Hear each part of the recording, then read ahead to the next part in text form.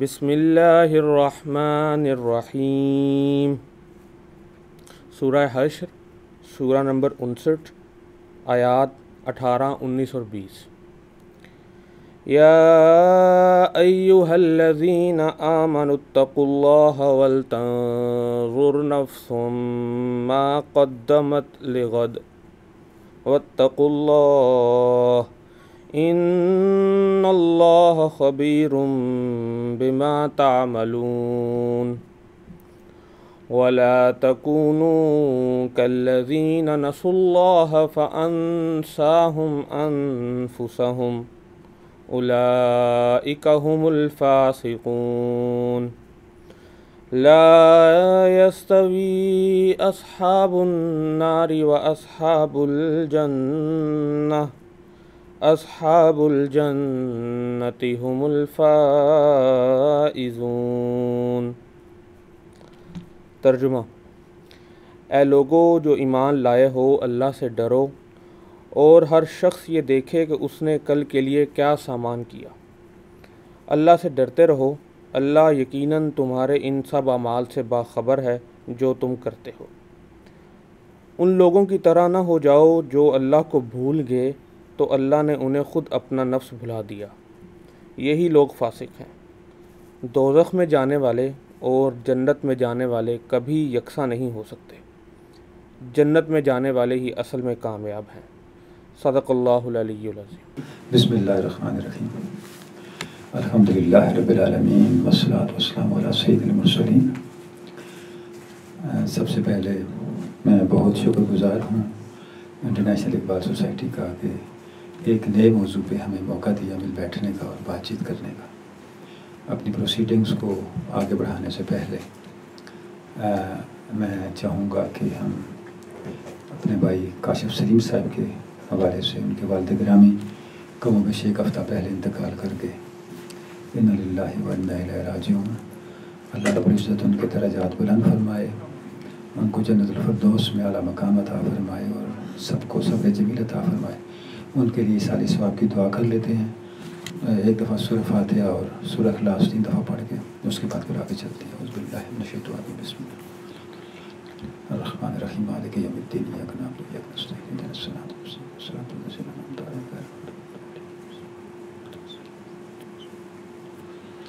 اللہم صلی علی سیدنا محمد وعلی آل سیدنا محمد وعلی آلہ وصحبہ وسلم۔ یا ذو الجلال والاکرام، کاشف سلیم صاحب کے والد گرامی کے درجات بلند فرما، جو ہم نے تلاوت کیا اس کا ثواب اور اجر ان کو پہنچا، ان کے لیے راحتوں کا باعث بنا، ان کو جنت الفردوس میں اعلیٰ مقامات عطا فرما، حضور اکرم صلی اللہ علیہ وآلہ وسلم کی شفاعت نصیب فرما۔ ہم سب کے، ان کے اہل خانہ کے اعمال کو ان کے لیے وہاں پہ اثاثہ بنا، باعث راحت بنا، ان کی برکتیں ان کے خاندان میں جاری و ساری رکھ، ان کے پسماندگان کو صبر جمیل عطا فرما۔ اللہم اغفر لحینا و میتنا و شاہدنا و غائبنا و صغیرنا و کبیرنا و ذکرنا و انثانا۔ اللہم من احییتہ منا فاحیہ علی الاسلام و من توفیتہ منا فتوفہ علی الایمان۔ اللہ اکبر، اللہ اکبر، لا الہ الا اللہ، اللہ اکبر وللہ الحمد۔ کاشف سلیم صاحب، ہم سب آپ کے ساتھ ہیں اس غم میں۔ اللہ رب العزت آپ کو حوصلہ دے غم برداشت کرنے کا۔ والدین سر پہ ایک بہت بڑا سایہ ہوتے ہیں، ظاہر اس کا کوئی بدل نہیں ہے، لیکن جس طرح ماشاءاللہ آپ کی زندگی ہے، آپ کی ایفرٹس ہیں، دین کی خدمت، حضرت علامہ کی فکر کی خدمت، یہ سب بھی ان کے لیے وہاں پہ ایک سرمایہ ہے اور صدقہ جاریہ ہے۔ آج کا جو ہمارا موضوع ہے جی، وہ تھوڑا سا انٹرنیشنل اقبال سوسائٹی نے روایت سے ہٹ کے رکھا ہے۔ علامہ اقبال کے نفسیاتی افکار اور ان افکار کے حوالے سے کیسے اس کے امکانات کو ہم تلاش کر سکتے ہیں، اس کی اپلیکیشن کیا ہے، ان کی افادیت کیا ہے۔ اور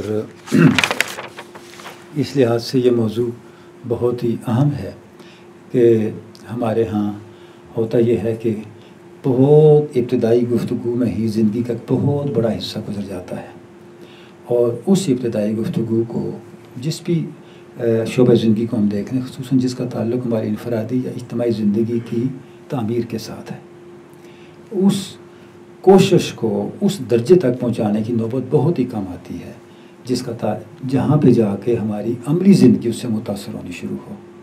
اور ہماری زندگی پر اس کا کوئی عملی اثر شروع ہو۔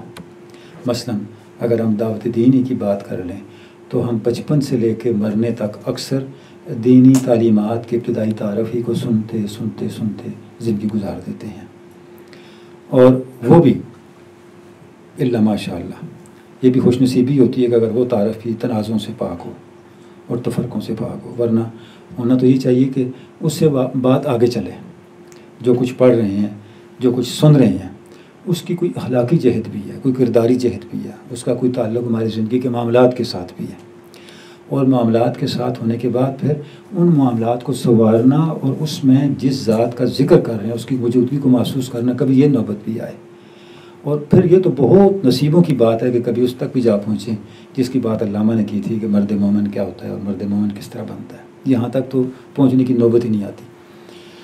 تو حضرت علامہ کی فکر کے والے سے بھی یہی المیہ ہے کہ سارا تعارف چند اشعار تک مبنی ہوتا ہے، اور ان اشعار سے تھوڑا سا آگے چلیں تو علامہ کی زندگی تک آ جاتے ہیں۔ پھر علامہ کی زندگی کا تعلق کیا ہے، ہماری قومی زندگی کے ساتھ کیا ہے، ہماری نیشنل آئیڈینٹی کے ساتھ کیا ہے، ہماری تہذیبی زندگی کے ساتھ کیا ہے، کچھ نہ کچھ اس تک بات آتی ہے، یا حد ہوئی تو تصورات تک۔ وہ تصورات ہیں کیا، ان میں نظام فکر کیا ہے، وہ نظام فکر کیا کوئی ریلیونٹ بھی ہے آج کے نہیں، کہیں نافذ بھی ہو سکتا ہے کہ نہیں، اس کو اپلائی کرنے کا کیا میکانزم ہونا چاہیے۔ اور پھر نوبت آتی ہے، ہاتھ ہے اللہ کا بندہ مومن کا ہاتھ، غالب اور کار آفرین، کار کشا و کار ساز۔ تو اگر ہم علامہ کی فکر کو پورا اس کا ایک جائزہ لیں تو ہم دیکھتے ہیں کہ یہ ساری باتیں موٹیویشن کے لیے نہیں کہیں علامہ نے، بلکہ اس کے پیچھے ایک پورا ایک میکانزم ہے، ایک نظام ہے جو علامہ ساتھ ساتھ بیان کر رہے ہیں، یا وہ اس کو ایک منظم شکل میں نافذ ہوتا ہوا دیکھنا چاہتے ہیں، انفرادی سطح پر بھی اور اجتماعی سطح پر بھی۔ تو اس تک آنا بھی بہت ضروری ہے۔ اچھا، اب جب ہم علامہ کی سوچ اور علامہ کی فکر کو اس حوالے سے دیکھتے ہیں تو علم کا جو شعبہ سب سے زیادہ امیجیٹ اٹینشن ہماری چاہتا ہے وہ نفسیات ہے، کیونکہ علامہ کی ساری فکر اور سارا فلسفہ خودی کا فلسفہ ہے، اور خودی کی تفہیم نفسیات کے بغیر ہو نہیں سکتی۔ بقیہ جو علامہ کی تعلیمات ہیں، یعنی آپ دیکھیں ان کی معاشی تعلیمات ہیں، ان کا سیاسی فلسفہ ہے، یا ان کا مذہبی فکر ہے، اجتہاد کی بات ہے، ظاہر ہے یہ انڈیویجول سے بیانڈ کی باتیں ہیں، اس میں انڈیویجول کا اتنا انپٹ نہیں ہو سکتا، الا یہ کہ کوئی اتنا فہم رکھنے والا انڈیویجول ہو جو ڈسیزیو پوزیشن پہ پہنچ جائے، ڈسیزن کرنے والی پوزیشنز پہ پہنچ جائے، تو وہاں کوئی وہ رول پلے کر کے علامہ کی اس فکر کو کچھ نہ کچھ اپلائی کرنے کا امکانات پیدا کر لیں۔ لیکن جو پہلو علامہ کی فکر کا جدید علوم کی روشنی میں وہ پہلو جو بہت ریلیونٹ بن جاتا ہے ایون انڈیویجول لیول پہ، وہ میں سمجھتا ہوں کہ وہ نفسیات کا دائرہ آتا ہے، کہ اگر ہم اس کو صحیح طور پہ سمجھ لیں تو شاید ہم بہت کچھ اخذ کر سکتے ہیں حضرت علامہ کی فکر سے۔ نفسیات کیا ہے، بیہیویئر کیا ہے انسان کا، اور انسان کا مینٹل پروسیس کیا ہے، اس کی جب آپ سائنٹیفک اسٹڈی کرتے ہیں تو یہ نفسیات ہے، اور ظاہر ہے پھر آگے ساری اس کی ڈیٹیلز ہیں، انسانی شخصیت میں شعور کا کیا کردار ہے، اس کی سیلف کیا ہے، سیلف کی کانسٹیٹیوشن کیا ہے، اس کے فینومیناز کیا ہیں، پھر آگے تھوڑا سا جاتے ہیں تو اس میں کیا ڈس آرڈرز ہیں، کیا مسائل ہیں، ان مسائل کو کیسے ایڈریس کیا جا سکتا ہے، یہ ساری چیزیں سائیکالوجی کا سبجیکٹ ہے۔ اور جب یہ مسائل اتنے بڑھ جائیں کہ انہیں میڈیکیشن سے ہیلپ لینے کی نوبت آ جائے تو پھر آپ سائیکیٹری میں چلے جاتے ہیں۔ لیکن ہم یہاں کوئی نفسیات کی درسی کتاب سامنے رکھ کے نفسیات کے ایک ایک تصور کو علامہ سے ٹٹولنے، تلاش کرنے، اس طرح کی ہم نے ایفرٹ نہیں کرنی۔ ہم یہاں یہ بات کرنے لگے ہیں کہ حضرت علامہ نے جو فکر دی ہے، جو خودی کا فلسفہ دیا ہے، جو انسان سازی کی بات کی ہے، اس کی کیا ریلیونس ہے نفسیات کے ساتھ، اور نفسیات کہاں ممد و معاون ہو سکتی ہے، اور کہاں حضرت علامہ نے نفسیات کے تصورات کو بھرتا ہے، ان کو استعمال کیا ہے۔ تو ہم اس طرف، اس اینگل سے اپنی بات کو آگے بڑھانا چاہتے ہیں۔ اچھا، ایک چیز میں عرض کروں کہ جب ہم حضرت علامہ کی فکر کو دیکھتے ہیں تو ہم دیکھتے ہیں کہ ایک ایسا غیر معمولی ذہن اللہ نے پیدا کیا، ایک ایسا جینیس جس نے اپنے دور کے بہت ہی جدید ترین تصورات کو سمجھا، ان تصورات کو اپنے اندر اتارا، اور ان کو پھر یوز کیا، ان تصورات کو استعمال کیا، ان سے کچھ نتائج اخذ کیے، اور اپنے نقطہ نظر کو اسٹرینتھن کرنے کے لیے ڈاکٹر صاحبہ تشریف لائی ہیں، ڈاکٹر عطیہ سعید صاحبہ، ڈاکٹر صاحبہ کو خوش آمدید کہتے ہیں، ماشاء اللہ ڈاکٹر صاحبہ کو آ گئے، ڈاکٹر صاحبہ خوش آمدید۔ جی میں یہ عرض کر رہا تھا کہ حضرت علامہ ہم دیکھتے ہیں کہ ایک ایسا جینیس ہے جنہوں نے اپنے زمانے کے جدید ترین تصورات کو سمجھا، ان تصورات کو ڈائجسٹ کیا، پھر ان تصورات کو استعمال کیا، ان تصورات سے ہیلپ لی اپنے نقطہ نظر کو بڑے مؤثر انداز سے آگے پہنچانے کے لیے، اپنے نقطہ نظر کے ابلاغ کے لیے۔ یہی صورتحال نفسیات کی بھی ہے۔ اب دیکھیں علامہ کے جینیسنس کا کیا عالم ہے۔ علامہ ایک اپنے زمانے کا ایک بڑا سائنسدان ہرمن ہیلم ہولٹز کا حوالہ دیتے ہیں اور کہتے ہیں کہ اس نے یہ جو بات کہی ہے کہ جب بھی کوئی ہماری شخصیت کے اندر نروس ایکسائٹیشن ہوتی ہے تو اسے کانشیسنس تک پہنچنے کے لیے وقت لگتا ہے۔ ایک جملہ علامہ نے اس کا اٹھایا، اور یہ بہت بڑا سائنسدان بھی تھا، فزکس کا ماہر بھی تھا، میتھمیٹیشین بھی تھا، اور نفسیات کے اندر بھی اس کی بڑی کنٹریبیوشن، یعنی law of conservation of energies کے ساتھ منسوب کیا جاتا ہے۔ اس سے آپ دیکھیں کہ کتنے فنڈامنٹلز پہ اس کی کنٹریبیوشن ہے سائنس کی دنیا کے اندر۔ علامہ کہتے ہیں اس کا مطلب یہ ہے کہ ہمارا جو ٹائم اینڈ اسپیس کے بارے میں فہم ہے وہ ایک خاص فزیولوجیکل سٹرکچر کے ماتحت ہے۔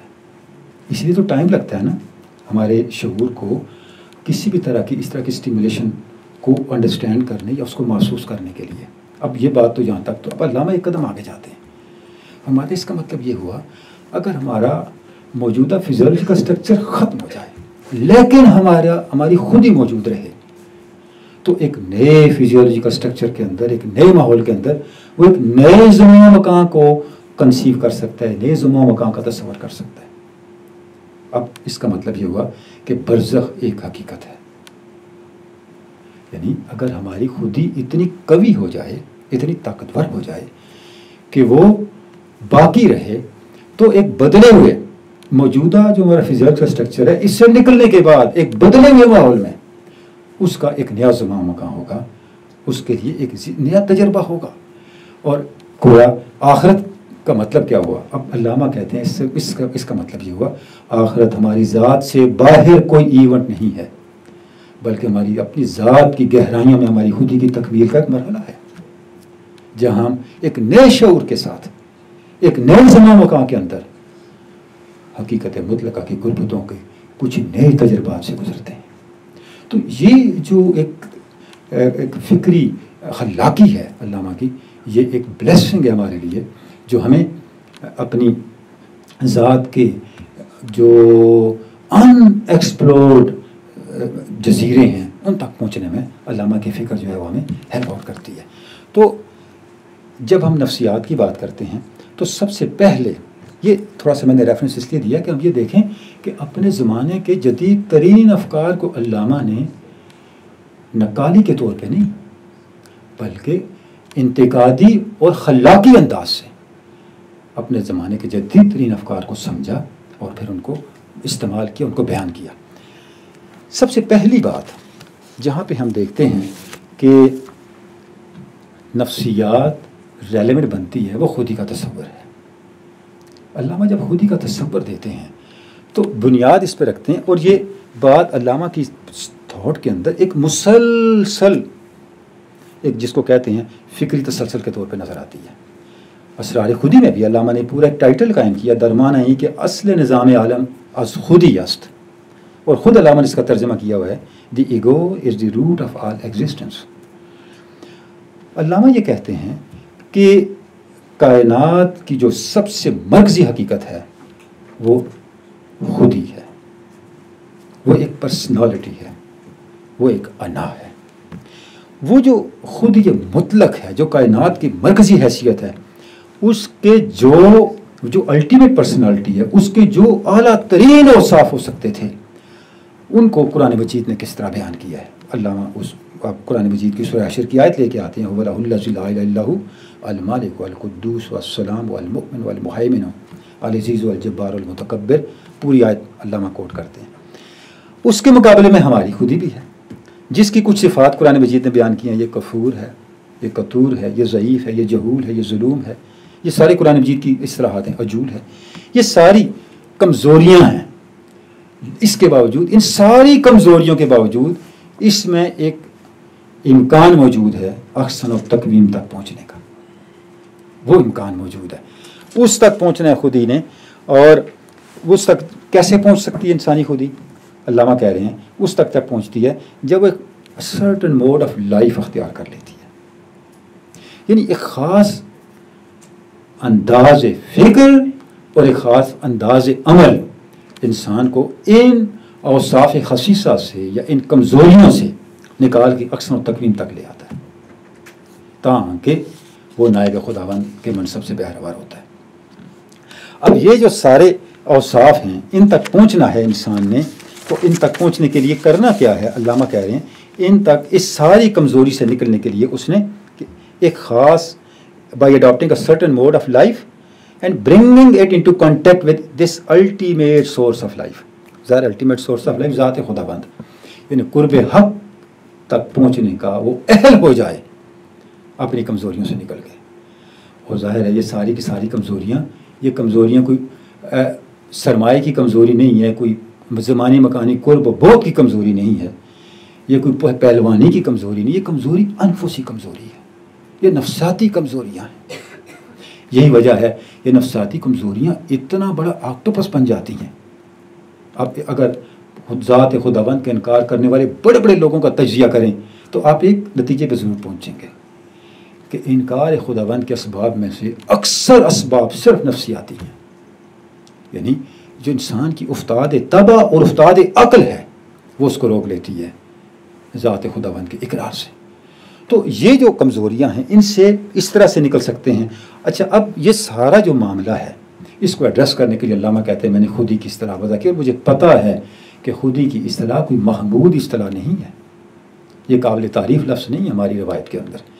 چاہیے تو یہ تھا کہ میں ایک ایسا لفظ لے کے آتا۔ میں علامہ کا جملہ آپ کے سامنے پڑھنا چاہوں گا۔ علامہ فرماتے ہیں we needed is a colourless word for self, colourless word for self. ہمیں ایک ایسا لفظ چاہیے تھا جس کے اندر کوئی پازیٹیو نیگیٹو کلر نہ ہو، لیکن ہے ہی کوئی نہیں۔ کوئی بھی لفظ لیں، ویسے انا ہے اس کے اندر نیگیٹیوٹی ہے، من ہے اس کے اندر نیگیٹیوٹی ہے، فارسی سے لیں، اردو سے لیں، عربی سے لیں۔ تو علامہ کہتے ہیں مجبوراً میں نے یہی خود لفظ لیا، خودی کا لفظ لیا۔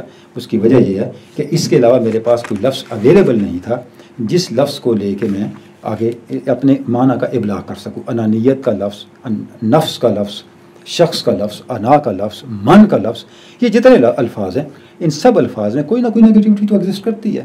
لہٰذا میں نے خودی کے لفظ کو لیا تاکہ اپنے اس معنی کو آگے پہنچا سکوں کہ مرکز کائنات کا کیا ہے، اور جو مرکز مطلق ہے اس کے قریب ہو کے ہم اس کے اوصاف تک پہنچ کیسے سکتے ہیں۔ اس کے بعد پھر حضرت علامہ نے ڈسکشنز دی ہیں اس کے اوپر کہ کیا کیا جو ہے وہ اس کے اندر ہمارے تصوف نے کس طرح سے اس کو ایلیبوریٹ کیا ہے۔ اچھا، تصوف کے بغیر کوئی بات نہیں بنتی، جس کو علامہ نے ریلیجیس سائیکالوجی بھی کہا ہے اور ہائر ریلیجن بھی کہا ہے۔ یعنی جب نفسیات کی بات ہوتی ہے تو جو ریلیجیس سائیکالوجی ہے that is mysticism, Islamic mysticism, اور ساتواں جو لیکچر ہے، ساتواں خطبہ جو ہے علامہ کا از ریلیجن پاسبل، اس میں بڑے واضح طور پہ علامہ نے خود لکھا ہے کہ میں تصوف کا لفظ استعمال نہیں کر سکتا۔ بدنصیبی یہ ہے کہ اس لفظ کا کے ساتھ اتنا نیگیٹو بیگیج اٹیچ ہو گیا ہے کہ جب اس لفظ کو یوز کرو تو اس سے پھر تصور ذہن میں عجیب آتا ہے، دنیا چھوڑ دو اور اس طرح کے تصورات، حالانکہ یہ اصل تصوف نہ تھا۔ لہذا میں نے اس کے لفظ ریلیجن استعمال کیا ہے۔ تو از ریلیجن پاسبل کا مطلب ہی یہی ہے کہ وہ مشاہدات ذات حق کی قربت کے جو ریلیجیس سائیکالوجی دیتی ہے کیا آج بھی پاسبل ہیں، یہ اس کا مطلب ہے۔ اس کا مطلب روایتی مذہب نہیں ہے جو تفقع سے پر مبنی ہے، تشرع پر مبنی مذہب نہیں ہے۔ اس سے مراد وہ ریلیجیس ایکسپیرینس ہے جو تصوف کے سارے نظام تربیت اور میکانزم کا حاصل ہے کہ اس تک کیسے ہم پہنچ سکتے ہیں۔ کہ آج اس دور مادیت میں بھی پہنچ سکتے ہیں کہ نہیں پہنچ سکتے، وہ ظاہر اس پورے خطبے میں علامہ نے اس چیز کو ایڈریس کیا ہوا ہے۔ تو ریلیجیس سائیکالوجی جس کو علامہ نے تصوف کے لیے یہ لفظ استعمال کیا، یہ وہ ڈسپلن ہے جو ان مسائل کو ایڈریس کرتا ہے جو خودی سے متعلق ہیں، خودی کے ارتقاء سے متعلق ہیں۔ تو جب ہم نفسیات کی بات کریں، پہلا جو پہلو ہے اس کو ڈسکس کرنے کا، یا پہلا جو اسٹیپ ہے، یا ہمارا پہلا ٹاپک بنتا ہے، پہلا مائل سٹون بنتا ہے، وہ یہ خودی کی اصطلاح جو علامہ نے وضع کی ہے، وہ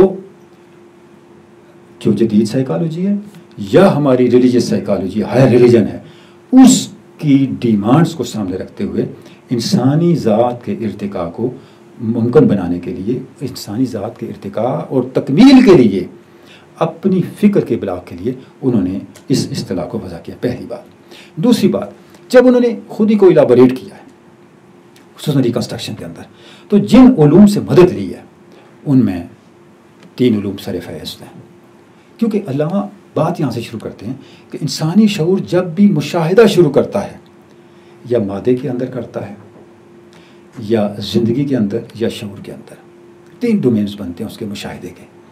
لہٰذا 3 سائنسز کو علامہ یہاں لے کے آتے ہیں۔ سب سے پہلے فزکس کو لے کے آتے ہیں، اس کے بعد بایولوجی کو لے کے آتے ہیں، اور اس کے بعد سائیکالوجی کو لے کے آتے ہیں۔ یہاں بھی سائیکالوجی بہت ریلیونٹ بن جاتی ہے، یعنی جہاں پہ وہ اپنی خودی کے تصور کو الٹیمیٹ لیول پہ جا کے الیبوریٹ کر رہے ہیں، وہاں سائیکالوجی آ جاتی ہے۔ خلاصہ ان تینوں مضامین کو، ان تینوں جدید سائنسز کو میڈیم بنانے کا یہ ہے کہ جب علامہ سب سے پہلے فزکس کو ڈسکس کرتے ہیں تو جدید فزکس کی روشنی میں انسانی خودی کے راستے میں مادیت کی رکاوٹوں کو ہٹاتے ہیں، یعنی مادے سے زندگی کو آزاد کرتے ہیں۔ اور کیونکہ مادہ کیا ہے؟ ایک بے حرکت، بے ارتقاء، اور جس کے اندر کوئی تحرک نہیں ہے، کوئی ارتقاء نہیں ہے، کوئی خلاقی نہیں ہے، کوئی تخلیقیت نہیں ہے، یہ مادہ ہے۔ لیکن علامہ یہ کہتے ہیں کہ مادے کا یہ تصور خود جدید فزکس نے ختم کر دیا ہے۔ مثلا ہمارے سامنے کوئی چیز پڑی ہے، یہ کائنات ہے پوری بکھری، ہزار آسیہ پہ، اس میں ستارے ہیں، چاند ہے، سورج ہے، پہاڑ ہیں، آبشاریں ہیں، دریا ہیں، یہ ساری کائنات، all this universe is not a thing, it is an act. یہ کائنات شے نہیں، عمل ہے۔ اب دیکھیں علامہ پورا پرسپیکٹیو چینج کر رہے ہیں، گویا مادے کو زندگی کے قریب کر دیا، یا زندگی کو مادے کی گرفت سے نکال دیا۔ پھر جب بایولوجی پہ آتے ہیں، اس پہ جب ڈسکشن کرتے ہیں تو وہاں کیا کہتے ہیں؟ وہاں زندگی کو اور شعور کو مزید مادیت سے آزاد کرتے ہیں۔ فرماتے ہیں پوری ہماری جو کائنات کا نظام ہے کاز اینڈ ایفیکٹ پہ چل رہا ہے۔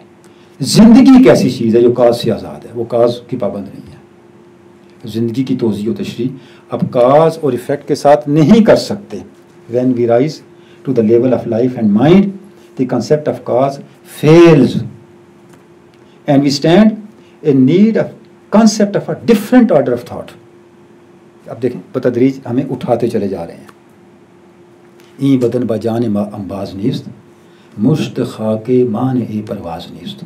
جیسے علامہ نے اپنے شعر میں کہہ رکھا ہے کہ یہ جو جسم ہے، یہ مادی جسم ہے، یہ ہماری جان کی پرواز کے راستے کی رکاوٹ نہیں ہے۔ اگر پرواز کرنے کی سکت ہو اور صلاحیت اور استعداد ہو تو انسان اس مادی رکاوٹ کے باوجود بھی پرواز کی طرف گامزن ہو سکتا ہے۔ تو فرما رہے ہیں کہ یہ زندگی کی وضاحت صرف میکانیت سے نہیں ہو سکتی۔ اس کے بعد پھر آخری درجے پہ جب شعور پہ آتے ہیں تو فرماتے ہیں کہ شعور جو ہمارا ہے اس کی ایک سطح ایسی بھی ہے جو براہ راست ذات حق سے متصل ہوتی ہے۔ یعنی آپ دیکھیں گویا انسان ایک ایسی ہستی ہے جو مادی سطح پہ، تو اس کائنات کے پاؤں تو میرے زمین پہ ہی ہیں، اس مادی دنیا میں کھڑا ہوں، لیکن میرے شعور کی ایک سطح، ایک جہت ایسی بھی ہے جو کنیکٹڈ ہے ذات خداوند کے ساتھ، ذات حق کے ساتھ۔ اس تک پہنچنا ہے اور اس قید سے نکلنا ہے اور اس کے حال کو سب پہ غالب کرنا ہے۔ اس کو پھر علامہ اپنے انداز سے اس کو الیبوریٹ کرتے ہیں، اس کی وضاحت کرتے ہیں اور فرماتے ہیں کہ ہماری جو شعور کی سطح ہے، جب ہم اس کو دیکھتے ہیں تو ہم سمجھنے کے لیے کہہ سکتے ہیں کہ اس کی ایک جہت وہ ہے جو اس مادی دنیا کے ساتھ جڑی ہوئی ہے، جس کو آپ فعال جہت کہہ سکتے ہیں، ایفیشینٹ سیلف کہہ سکتے ہیں۔ لیکن ایک اور جہت بھی ہے جو بصیر جہت ہے، جو اپریشیٹو سیلف ہے، جو اس کائنات سے بالا اور ذات حق کے ساتھ جڑی ہوئی ہے۔ جب ہم اس جہت میں جاتے ہیں تو وہاں پر ہمیں تجربہ ہوتا ہے کہ اس ہماری محدود انا کے ساتھ ایک انائے مطلق بھی ہے، جس کے ہاں دس دیٹ، اب تب، ماضی، حال، مستقبل، اس طرح کی کوئی تقسیم نہیں ہے۔ اب یہاں علامہ نے سورہ بقرہ کی آیت الکرسی سے پھر وہ اوصاف بتائے ہیں، لا تأخذہ سنۃ ولا نوم، وہاں کوئی تعطل نہیں ہے۔ تو یہ تجربہ ہمیں ذات حق کی موجودگی کا تجربہ ہمیں کہاں ہوتا ہے؟ اپنے نفس بصیر کی گہرائیوں میں ہوتا ہے، اپنے شعور کی اس جہت کے ساتھ ہوتا ہے جو حقائق کا بطور ایک وحدت کے مشاہدہ کرتا ہے۔ شعور کا وہ درجہ جو حقائق کا بطور ایک وحدت کے مشاہدہ کرتا ہے، جہاں پہ وہ حقائق کو تقسیم نہیں ہونے دیتا۔ جس طرح پورا درخت، خود علامہ نے بھی یہ مثال دی ہے صوفیاء کی، جس طرح پورا درخت ایک بیج کے اندر ایک وحدت کے طور پہ موجود ہوتا ہے، تو وہاں پہ پورے زمانے اور حقائق کی بکھری ہوئی کتاب ایک وحدت کے طور پہ ہمارے سامنے آن موجود ہوتی ہے۔ تو یہاں ہمیں تجربہ ہوتا ہے ذات حق کی موجودگی کا۔ تو یہ جو ہے یہاں پہ ہم دیکھتے ہیں کہ نفسیات کو علامہ نے استعمال کیا ہے اپنے تصور خودی کو ایلیبوریٹ کرنے کے لیے، اور یہ بتانے کے لیے کہ انسانی انا یعنی ہماری خودی، ہمارا جوہر، ہمارا حقیقی جوہر، جس کی وجہ سے ہم ہیں مادے سے اور پھر زندگی سے نکلتے نکلتے اس اعلیٰ ترین لطافت تک کیسے پہنچتی ہے۔ پھر ہم دیکھتے ہیں کہ حضرت علامہ نے نفسیات کے حوالے سے جو گفتگویں کی ہیں، میں ایک کوٹیشن آپ کے سامنے رکھنا چاہوں گا۔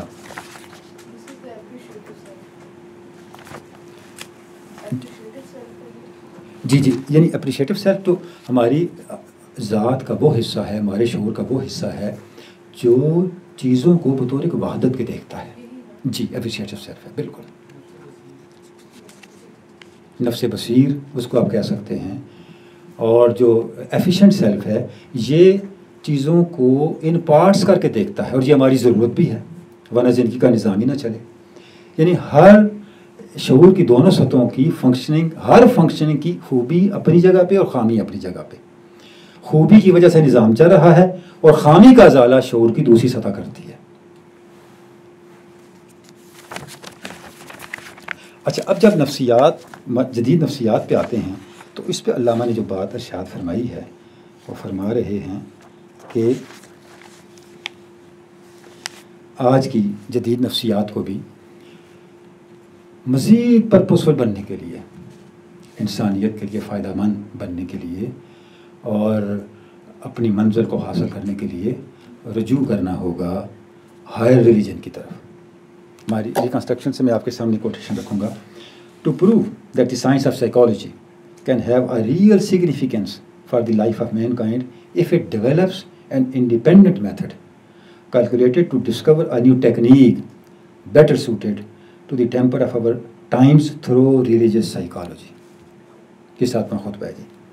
علامہ کہہ رہے ہیں کہ اگر زندگی کے لیے اور انسانیت کے لیے نفسیات مفید بننا چاہتی ہے تو اسے تصوف سے مدد لیتے ہوئے ایسی ٹیکنیک ڈسکور کرنا ہوگی جو آج کے انسان کے مزاج کی اور ضرورتوں کو پورا کرنے والی ہو۔ یعنی وہ دیکھ رہے ہیں کہ ظاہر جیسے شاید باری جبریل میں علامہ نے فرمایا ہے کہ جرأت ہے تو افکار کی دنیا سے گزر جا، پوشیدہ اس گلزم میں ہیں لاکھوں جزیرے، کھل سکتے نہیں اس گلزم پوشیدہ کے اسرار جب تک تو اسے ضرب کلیمی سے نہ چیرے۔ ظاہر ضرب کلیمی تو پھر پیغمبروں سے مل سکتی ہے، صرف انٹلیکچوئل سے یا صرف سائنسدانوں سے نہیں مل سکتی۔ تو علامہ اس لیے سائیکالوجی کو ادھر متوجہ کر رہے ہیں۔ اور فیوچر میں کیا کیا چیلنجز درپیش ہونے، یا ایک خط ہے 1916 کا جنہوں نے حضرت سلیمان پھلواری کے نام لکھا تھا، اور اس میں اور بہت سی باتیں لکھی ہیں، لیکن ایک بات یہ بھی لکھی ہے کہ میں دیکھ رہا ہوں کہ سائیکالوجی جس انداز سے آگے بڑھ رہی ہے اور اس نے مستقبل میں مذہب پر جس طرح حملے کرنے ہیں، تو ہمیں آج سے اس کی تیاری کرنی چاہیے۔ ہمیں اپنے مذہب کو، تصوف کو اس انداز سے سمجھنا چاہیے کہ ہمارے پاس مستقبل میں ان کی طرف سے آنے والے چیلنجز اور ان کی طرف سے آنے والے سوالات کے جوابات موجود ہوں۔ یعنی یہ سارے پہلو بھی حضرت علامہ کے پیش نظر تھے جن پر وہ مسلسل غور و فکر کر رہے تھے.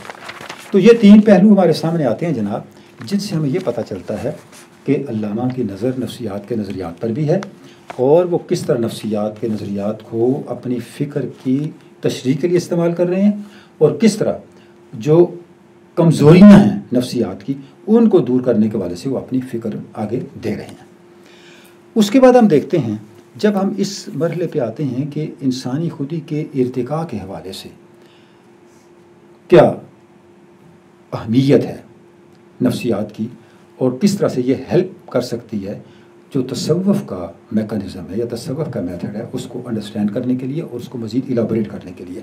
تو ریکنسٹرکشن کے شروع میں دیباچے میں ہمیں علامہ کی اس خواہش کا ذکر ملتا ہے جہاں وہ فرماتے ہیں کہ آج ہمیں ایک ایسے طریقے کی ضرورت ہے، یعنی جو قرآنک تعلیمات کا لیونگ ایکسپیرینس ہے، وہاں قرآن مجید کی سورہ لقمان کی آیت بھی ہے، لیونگ ایکسپیرینس ہے، اس کو حقیقت بنانے کے لیے ہمیں ایک ایسے میتھڈ کی ضرورت ہے جو فزیولوجیکلی لیس وائلنٹ ہو لیکن سائیکالوجیکلی زیادہ سوٹیبل ہو آج کے مائنڈ کے لیے.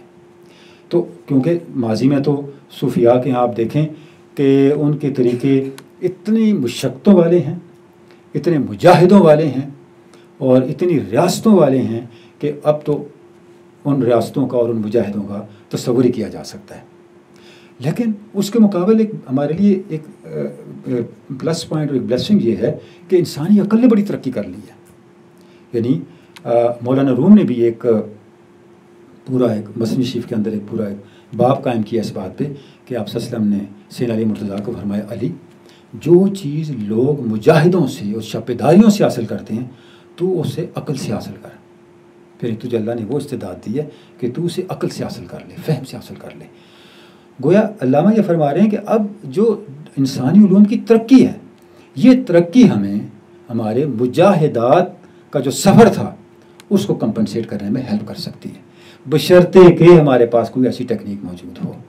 اور ظاہر یہ بہت بڑا امتحان ہے ہمارے لیے، ایک بہت بڑا ٹیسٹ ہے اہل علم کے لیے، اقبال پہ بات کرنے والوں کے لیے، تصوف پر بات کرنے والوں کے لیے، کہ ہم اس ٹیکنیک کو کیسے وضع کریں، وہ افیکٹو ہو، وہ ریزلٹس دے جس طرح ماضی میں صوفیاء کے طریقے ریزلٹس دیتے تھے. لیکن وہاں اس کے پیچھے ایک ایگزرشن کا، ایک زاہدانہ مجاہد اور جفاکشی کا ایک اتنا لمبا سلسلہ ہے جس کا آج کا انسان تصور نہیں کر سکتا، اور اس کا متحمل سوائے استثنائی صورتیں تو ہر حال میں موجود ہیں نہیں ہو سکتا. اس لیے علامہ اس طرف ہمیں توجہ دلا رہے ہیں. اب اس کے بعد تصوف کی جب بات آتی ہے تو اس میں جو علامہ ہمیں بات جس طرف کہہ رہے ہیں کہ یہ جو طریقہ ہے یہ تصوف ہمیں اس پہ ہیلپ کرے گا. کیسے کرے گا؟ اس کی وجہ یہ ہے کہ تصوف ایک ایسا طریقہ تربیت ہے جو ہماری پوری ہستی کو ایڈریس کرتا ہے، ہماری پوری شخصیت کو ایڈریس کرتا ہے. یہ علامہ صاحب حضرت علامہ کی کوٹیشن ہے، It would therefore be evident that the secret of the vitality of Sufism is the complete view of human nature upon which it is based. یعنی تصوف کیوں مؤثر رہا ہے ہر دور کے اندر؟ اس لیے مؤثر رہا ہے کہ اس نے تربیت کرتے ہوئے انسانی شخصیت کے کسی پہلو کو نظر انداز نہیں کیا، بلکہ انسانی شخصیت کا جذبے کا پہلو ہو، ادراک کا پہلو ہو یا ارادے کا پہلو ہو. ظاہر یہی 3 پہلو ہیں جو انسانی شخصیت کو بناتے ہیں. یا تو اس کا جذبہ اس کو ڈرائیو کر رہا ہوتا ہے، یا اس کی ول اسے ڈرائیو کر رہی ہوتی ہے، یا اس کی ریزن اسے ڈرائیو کر رہی ہوتی ہے. اور اگر آپ انسانی زندگی کو بھی دیکھیں، انسانی تہذیب کو بھی دیکھیں تو وہ بھی انہی 3 ہیومن فیکلٹیز کی کسی نہ کسی صورت ڈیولپ شکل آپ کو نظر آئے گی. تصوف کیا کرتا ہے؟ ان تینوں کی تربیت کرتا ہے، ان تینوں کو ڈسپلن میں لے کے آتا ہے. اور اس کے بعد علامہ فرماتے ہیں کہ میں سائنٹیفک انداز سے تصوف کو ڈسکس کر کے اس حقیقت کو آپ تک لانا چاہتا ہوں کہ یہ کس طرح سے انسانی خوابیدہ روح کو بیدار کرتا ہے. I have discussed the subject of Sufism in a more scientific manner and have attempted to break out the intellectual conditions which necessitated such a phenomenon. In opposition, therefore, to the generally accepted view, I have tried to maintain that Sufism is a necessary product of the play of various intellectual and moral forces. 2 چیزیں ہیں which would necessarily awaken the slumbering soul to a higher ideal of life. یعنی تصوف ہماری intellectual forces کو اور ہماری moral forces کو دونوں کو فعال کرتا ہے، اور فعال کرنے کے بعد ہماری خوابیدہ روح کو زندگی کے اعلیٰ تر مقصد کے لیے تیار کرتا ہے، بیدار کرتا ہے. یعنی ایک ایسی، یہ ہمیں اس تربیت سے لے کے گزرتا ہے، اس نظام تربیت سے لے کے چلتا ہے جہاں پہ فکری بیداری بھی ہو، اگر میں تصوف کی اصطلاح میں بات کروں تو شرح صدر بھی ہو، اور جہاں پہ مورل انٹیگریٹی بھی پیدا ہو، مورل فورسز بھی کنسولیڈیٹ ہو. یعنی اس کا مطلب کہ ہمارے اندر ایک صلابت کردار بھی پیدا ہو. تو جب تک کریکٹرل انٹیگریٹی اور جو شرح صدر ہے، انٹلیکچوئل اسٹرینتھ، یہ اکٹھے نہیں ہوں گے، تصوف کے مقاصد پورے نہیں ہوں گے. علامہ نے جیسے بار جبریل میں لکھا کہ وہ ذکر کی گرمی سے شعلے کی طرح روشن، وہ فکر کی صورت میں بجلی سے زیادہ تیز ہے. یعنی ذکر اور فکر دونوں اکٹھے ہوں، اور اس کے نتیجے میں جو ہماری مورل فورسز ہیں اور جو ہماری انٹلیکچوئل فورسز ہیں یہ دونوں بیدار ہوں، تو اس کے بعد انسانی شخصیت جو ہے وہ ارتقاء کی منزل کی طرف آگے بڑھنے کے قابل ہو سکتی ہے. اب اس راستے میں کئی مشکلات ہیں. مشکلات کیا ہیں کہ سب سے بڑی مشکل تو زبان کی مشکل ہے، اصطلاحات کی مشکل ہے، کہ جس زبان میں اور جن اصطلاحات میں ہمارے تصوف کا ذخیرہ موجود ہے وہ قابل فہم نہیں ہے آج. ان کو کس طرح ہم ٹرانسلیٹ کریں آج کے لہجے اور آج کے ڈکشن اور آج کی اصطلاحات اور آج کے ڈسکورس میں کہ ہمارے لیے قابل فہم بنے.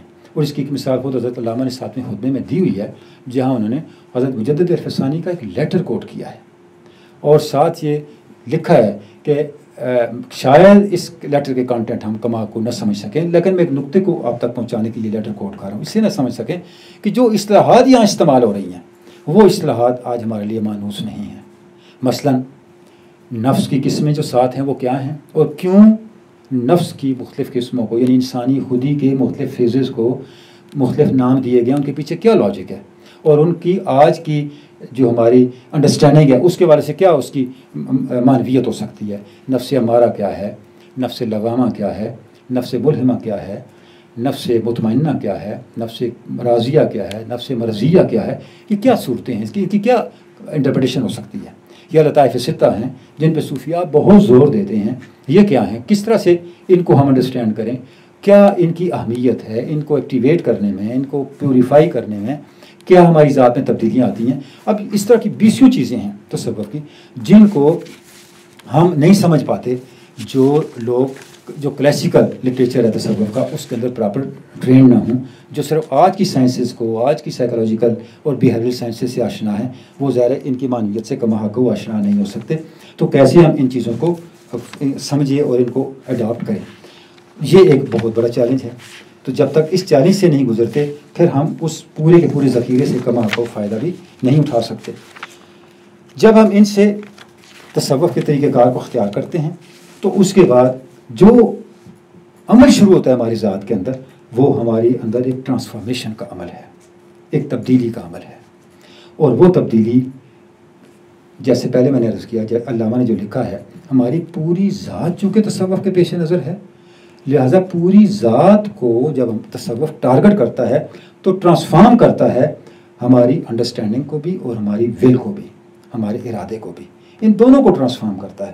جب ان دونوں کو ٹرانسفارم کرتا ہے تو اس کے نتیجے میں ہمارا اس کائنات کے بارے میں زاویہ نگاہ بدلنے لگتا ہے. اس کا کائنات کے بارے میں ہمارا نقطہ نظر تبدیل ہوتا ہے.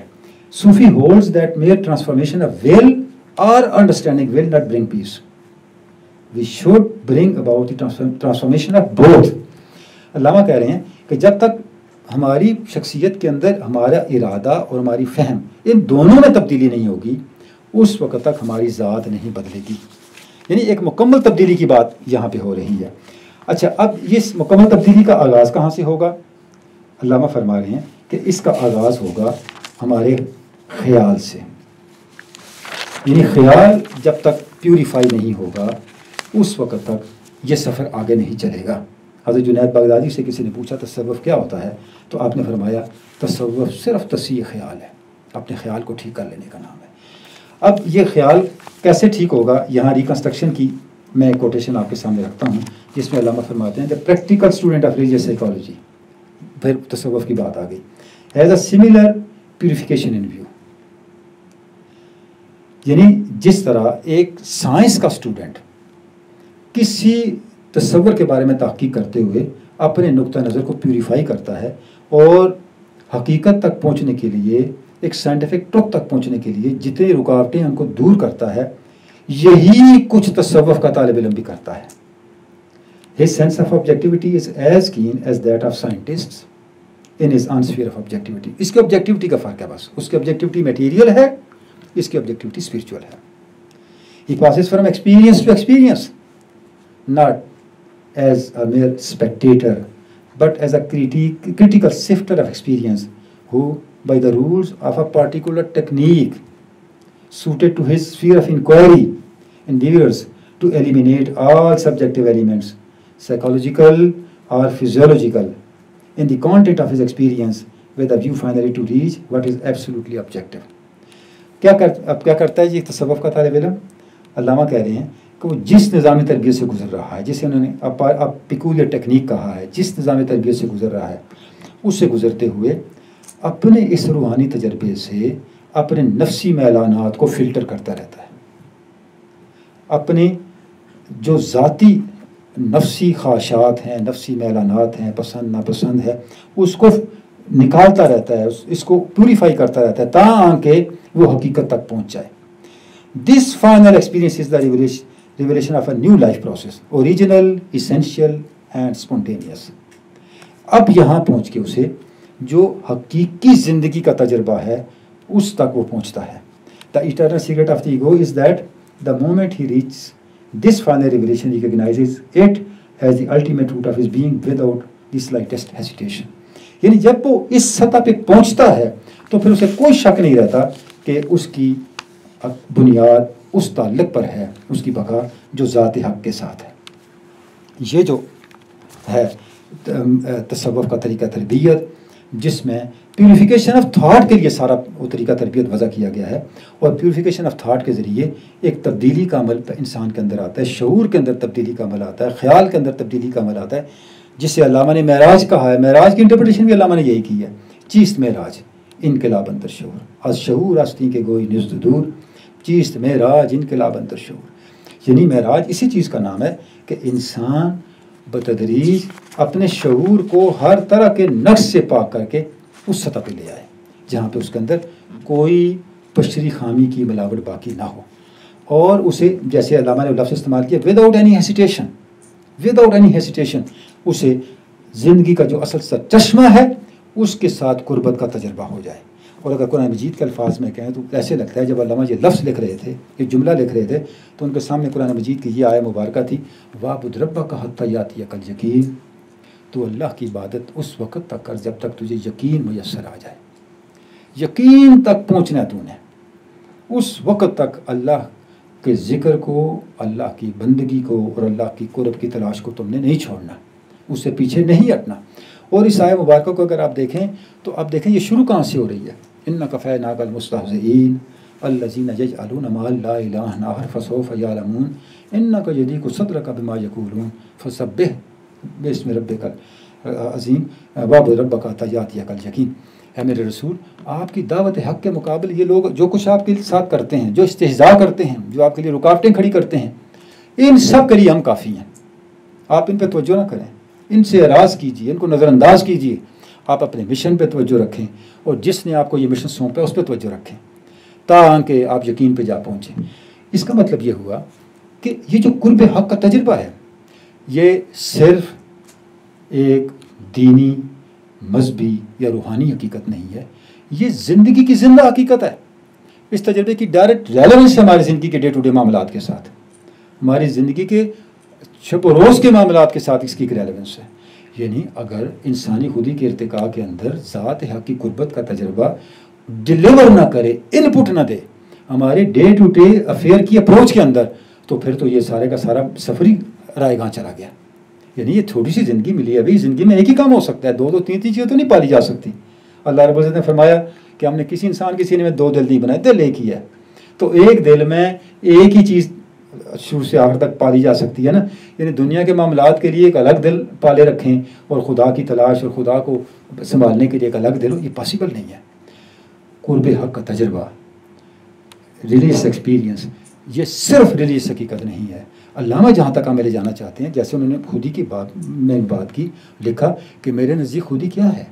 خودی سیلف ریسپیکٹ ہے, سیلف ڈیپینڈنس ہے, سیلف ریلائنس ہے. ہوتے ہوتے پھر فرماتے ہیں خودی سیلف ایسرشن ہے. پھر کہتے ہیں حتیٰ کہ خودی کا اعلیٰ درجہ یہ ہے کہ موت کی آنکھوں میں آنکھیں ڈال کے دیکھنے کی طاقت انسان کے اندر ہو. یہ خودی ہے کہ وہ ڈیتھ کو بھی فیس کر سکے. حتیٰ کہ میدان محشر کے اندر قرآن مجید کے الفاظ ہیں وَهُمْ مِنْ فَازِ يَوْمَئِذٍ آمِنُونَ, قیامت کے دن جب ہر ایک کو اپنی اپنی پڑی ہوگی. کچھ ایسے لوگ بھی ہوں گے جو بالکل پرسکون ہوں گے, ان کے اوپر اس کا کوئی اثر نہیں ہوگا.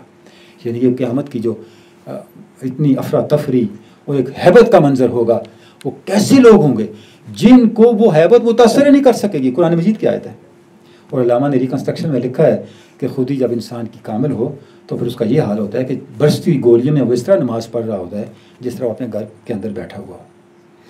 تو علامہ یہ کہہ رہے ہیں کہ ہم نے کیا کرنا ہے, اس حد تک لے کے آنا ہے اس کو, اپنی ذات کو کا جو ارتقاء ہے اس کو یہاں تک آپ نے لے کے آنا ہے کہ وہ آپ کے اندر یہ مضبوطی پیدا کرے, یہ طاقت پیدا کرے, یہ کمال پیدا کرے, یہ صلابت پیدا کرے.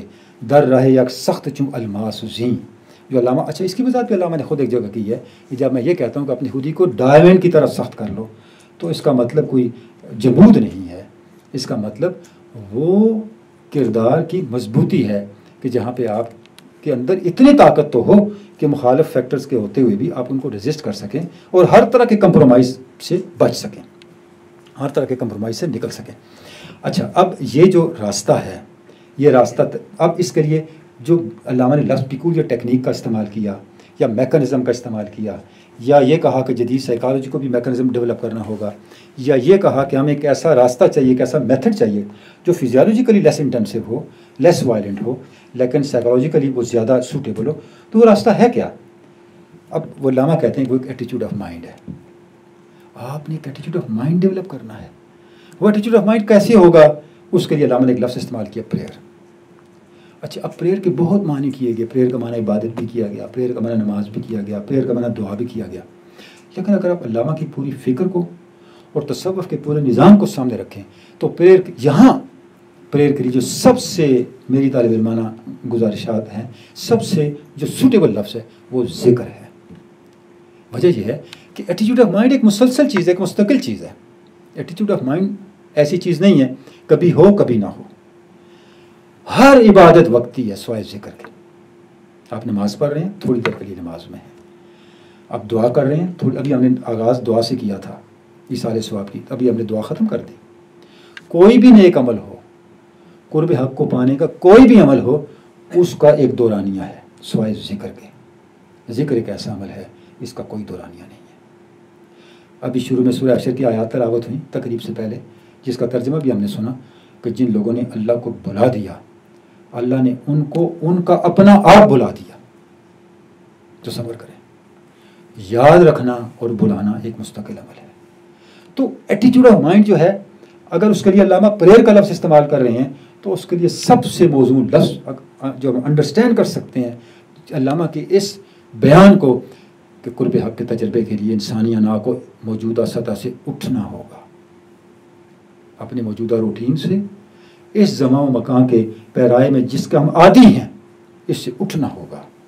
اور اس کے لیے ایک ایٹیچیوڈ آف مائنڈ ڈیولپ کرنا ہوگا, اور اس کا راستہ پریئر کا راستہ ہے. تو وہ پھر صرف ذکر کا راستہ رہ جاتا ہے, کیونکہ ذکر ایک ایسی چیز ہے, اور اگر اس کے ساتھ فکر بھی ہو تو یہ دو پر ہیں جو آپ کے شعور کو بتدریج بدلتے چلے جاتے ہیں. ذکر ایک آرگینک ایکٹ ہے, ایک لیونگ ایکٹ ہے, ایک زندہ عمل ہے. اگر ذکر شعوری طور پہ کیا جائے اور سمجھ کے کیا جائے تو یہ ایک ایسا عمل ہے جو اثرات مرتب کرتا ہے انسان کے اوپر, انسان کی شخصیت کے اوپر اثرات مرتب کرتا ہے. اس کی اپروچ بدلنے لگتی ہے, اور اپروچ بدلنے کے ساتھ ہی انسان کا زاویہ نگاہ, طرز عمل بدلتا ہے, اور طرز عمل بدلنے سے زندگی کے نتائج بدلتے ہیں. زندگی کے اندر حقائق کو سمجھنے کا، حقائق کو انڈرسٹینڈ کرنے کا، پھر حقائق کو ڈیل کرنے کا، اور زندگی کے معاملات کے حوالے سے اپنے بیہیویئر کو شیپ کرنے کا جو ایک پیٹرن سامنے آتا ہے وہ بدلتا چلا جاتا ہے. مسٹیک میں اور ایک عام آدمی ہے کوئی فرق نہیں ہوتا سوائے ایٹیٹیوڈ آف مائنڈ اور اپروچ کے. اس کا ایٹیٹیوڈ آف مائنڈ کچھ اور ہے، پروفٹ کا ایٹیٹیوڈ آف مائنڈ کچھ اور ہے، عام آدمی کا ایٹیٹیوڈ آف مائنڈ کچھ اور ہے. عام آدمی یہ دیکھ رہا ہے ادھر 1000 بندے کھڑے ہیں، یہ کبھی 313 کچھ نہیں بگاڑ سکتے، لیکن پروفیٹک ایٹیٹیوڈ آف مائنڈ کچھ اور ہے. وہ کہتا ہے نہیں، ابھی کچھ اور بھی ہو سکتا ہے. جیسے علامہ نے کہا نا کہ زندگی کو صرف کاس سے آپ صرف کیمسٹری سے اور صرف بیولوجی سے اور میتھمیٹکس سے انٹرپریٹ نہیں کر سکتے. Life is something else, زندگی اس کے علاوہ بھی کچھ ہے. تو وہ ذکر کیسے کرتا ہے، بہت کچھ علامہ نے اس میں کہا ہے. میں ایک ارمغان حجاز کی ربائی آپ کے سامنے پڑھنا چاہوں گا. علامہ کہتے ہیں دل میں آتش و تن موج دودش تپید دم بدم ساز وجودش. فرماتے ہیں ہمارا جو دل ہے نا یہ آگ کا ایک شعلہ ہے. جب آگ جلتی ہے تو اس پہ دھواں ضرور ہوتا ہے، اور جب دھواں زیادہ ہو جائے تو دھواں جم بھی جاتا ہے، کالی سی ایک گرد سی بن جاتی ہے. ہمارا دل ایک شعلہ ہے اور ہمارا بدن اس کے اوپر دھواں ہے جس نے اس کو ڈھانپ رکھا ہے. اور یہ جو دل ہے یہ ہر وقت تڑپ رہا ہے. اسی کی وجہ سے کچھ گرمی ہمارے دل میں بھی ہمارے بدن میں بھی آ جاتی ہے. اب یہ جو دل ہے اس کی جو آگ ہے، اس کی طاقت اس آگ کے کنسولیڈیٹ ہونے میں ہے. وہ کیسے ہوگا؟ بذکر نیم شب جمعیت او جو سیم آبے کے بندت چوبے ہودش. فرماتے ہیں کبھی آپ نے دیکھا پارے کے اندر اگر اور کی لکڑی رکھ دی جائے تو پارا اکٹھا ہو جاتا ہے، پھر پارا بکھرتا نہیں ہے. اسی طرح جو دل ہے اس کی بکھری ہوئی طاقتوں کو کوئی شاید جمعیت دیتی ہے تو وہ ذکر نیم شب ہے. ان ناشئۃ اللیل ہی اشد فتحا واقوی مقیلا. جو لوگ راتوں کو اٹھتے ہیں ان کے معاملات بڑے سیدھے اور ان کی کہی ہوئی باتیں بڑی پختہ ہوتی ہیں. گویا جو علامہ نے بار بار کہا ہے کچھ ہاتھ نہیں آتا بے آہ سحر گاہی. اچھا یہ کچھ وہ باتیں ہیں جن کو علامہ نے خود پریکٹس میں ڈالا ہے، یعنی جس سے خود علامہ گزرے ہیں اور جن کو خود علامہ نے اختیار کیا ہے، تب جا کے یہ چیزیں سامنے آئی ہیں نا. اور علامہ نے جتنی باتیں بیان کی ہیں صرف عقل کی بنیاد پہ ساری باتیں نہیں کہی ہوئی. بس میں 1-2 باتیں کر کے اپنی بات گفتگو کلوز کرتا ہوں. بہت سی باتیں رہ بھی جائیں گی، پھر سوال جواب میں پھر کر لیں گے. تو اب جب یہ تبدیلی آ جائے گی، یعنی ہم نے کیا کرنا ہے، اب ہمارا ٹیسٹ کیا ہے، ہمارا امتحان کیا ہے. امتحان یہ ہے جیسے علامہ نے بھی کہا کہ ہمارے پاس ایک چابی تو موجود ہے بند خزانے کو کھولنے کی، لیکن اس چابی کا کوڈ ہمیں نہیں یاد، اس کو ہم ڈیسائفر نہیں کر سکتے کیونکہ اس کا کوڈ سمجھنے والے قبروں میں چلے گئے اور ان کی لکھی ہوئی تحریریں ہم سمجھ نہیں سکتے. ہماری بد نصیبی یہ ہے. اب ہم نے کیا کرنا ہے، اس کو سمجھنا ہے اور ہیلپ لینی ہے جدید علوم سے تاکہ ہمارا آج کا ذہن سمجھ سکے، اور اس سے وہ میکانزم لے کے آنا ہے جس میں کم از کم 2 باتیں ہیں.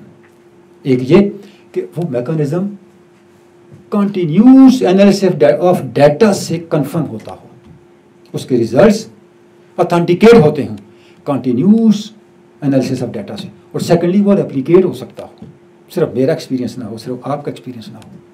اگر وہ ریپلیکیٹ نہیں ہو سکتا اور ڈیٹے کے ساتھ انالیسس کے ساتھ ہم اس کو اتھینٹیکیٹ نہیں کر سکتے تو پھر یہ ساری باتیں ہیں. جیسے میں نے شروع میں کہا تھا ہماری ساری زندگی اللہ بے سنتے سنتے مولانا صاحب سے ممبر پہ، صوفی سے خانقاہ میں، اور یونیورسٹی کالج میں پروفیسر سے سنتے سنتے ہم قبر میں پہنچ جاتے ہیں اور آگے ہمیں کوئی پتہ نہیں چلتا کہ اس کو استعمال کب کرنا ہے اور کس کام کے لیے ہم نے یہ سارا کچھ پڑھا ہے. یہ نوبت نہیں آتی. اگر اس نوبت تک پہنچنا ہے تو اگر ہم لکیلی اس ٹیکنیک تک پہنچ جائیں، یہ ٹیکنیک آپ کی انڈیویجول لائف کو افیکٹ کرے گی، یہ آپ کی کمیونٹی کو افیکٹ کرے گی، حتیٰ کہ پوری دنیا کو افیکٹ کرے گی. میں آخری مثال پہ ختم کروں گا. علامہ کہتے ہیں کہ یہ جو ایکسپیرینس ہے یہ سب سے زیادہ پوری انرجی کے ساتھ کہاں ایکٹیویٹ ہوتا ہے؟ پروفٹ کے اندر ہوتا ہے. For the prophet it is the awakening of world shaking psychological forces calculated to completely transform the human world. یہ پیغمبر کے اندر اتنی شدت رکھتا ہے یہ قرب حق کا تجربہ کہ وہ پوری دنیا کو بدلنا چاہتا ہے، بدل کے چھوڑتا ہے. خود علامہ نے اسی لیے کہا کہ مصطفیٰ اندر ہرا خلوت گزید مدت جز خویشتن کسرا ندید. رسول اللہ ہرا میں گئے ایک آرزو لے کر، حتیٰ کہ وہ آرزو ایک تجربے میں ڈلی اور اس کا نتیجہ کیا نکلا؟ نقش مارا در دلے ہوا ویختن ریختن ملت در از خلوت شنگیختن. ہم نے کیا ہونا ہے؟ ہمارا نقش حضور کے دل میں ڈال دیا گیا، اور جب حضور وہاں سے نکلے ایک ملت اور ایک تہذیب لے کے نکلے. می توانی منکر جزداں شدن منکر از شان نبی ناتوا شدن. ممکن ہے تو خدا کا انکار کرے، تو یہ کہے کہ یہ وہی نہیں اتری تھی، اس کا تو انکار کر سکتا ہے، لیکن رسول اللہ کے اس تجربے کا انکار نہیں کر سکتا جس کے نتیجے میں مسلم تہذیب وجود میں آئی. اس کا انکار کیسے کرو گے؟ یہ تو تاریخ کی زندہ حقیقت ہے. اور تمہارے لیے بھی یہی راستہ ہے. کیا؟ اند کے اندر ہرائے دل نشیں، تو بھی غار ہرا پکڑ لے، تیری غار ہرا تیرا دل ہے، ترک خود کن سوئے حق ہجرت گزی. کہ اپنے خامیوں سے نکل اور حق کی طرف ہجرت کر. محکم از حق شو سوئے خود گامزن لات و عزائے حوث را سر شکن. کہ جب تک تو اپنے لات اور عزا جیسے بتوں کو توڑے گا نہیں، حق تک نہیں پہنچ سکے گا. لشکر پیدا کنا سلطان عشق جلوہ گر شو برسر فران عشق تا خدا کعبہ بنواز ترا شر انی جائل ساز ترا. تاکہ ذات حق تجھے نوازے، انی جائل اللہ تجھے اپنی خلافت کے منصب تک پہنچائے. تو یہ جو ایک منصب ہے جس کو علامہ نے ریکنسٹرکشن میں ایک اور جگہ بھی کہا ہے، جب انسانی خودی اپنے کمال پہ پہنچتی ہے تو وہ ورلڈ میکنگ اور ورلڈ شیکنگ کی طاقتوں کی حامل ہوتی ہے. تو یہ ایک جو آج کے علوم کا ایک احسان بھی ہے ہم پہ کہ ہم انڈرسٹینڈنگ کے ذریعے سے، ہم فہم کے ذریعے سے اور بصیرت کے ذریعے سے ان بہت سے تصورات کو روب عمل کر سکتے ہیں، جن تصورات کو روب عمل کرنے کے لیے بہت زیادہ مشقتیں، مجاہدات اور جو ہے وہ کافشیں درکار ہوتی تھی ماضی کے اندر. لیکن ظاہر ہے کہ اس کے لیے ایک بہت ہی سسٹمیٹک اور بہت ہی ایک ہائی لیول کی انٹلیکچوئل ایکسرسائز چاہیے جو نتائج پیدا کرے، نتائج کے تسلسل اور نتائج کے بار بار پیدا ہونے کو یقینی بھی بنائے. تو یہ کچھ گزارشات ہیں جناب، اس پہ میں اختتام کرتا ہوں. آپ کوئی کوشچن ہو تو میں حاضر ہوں.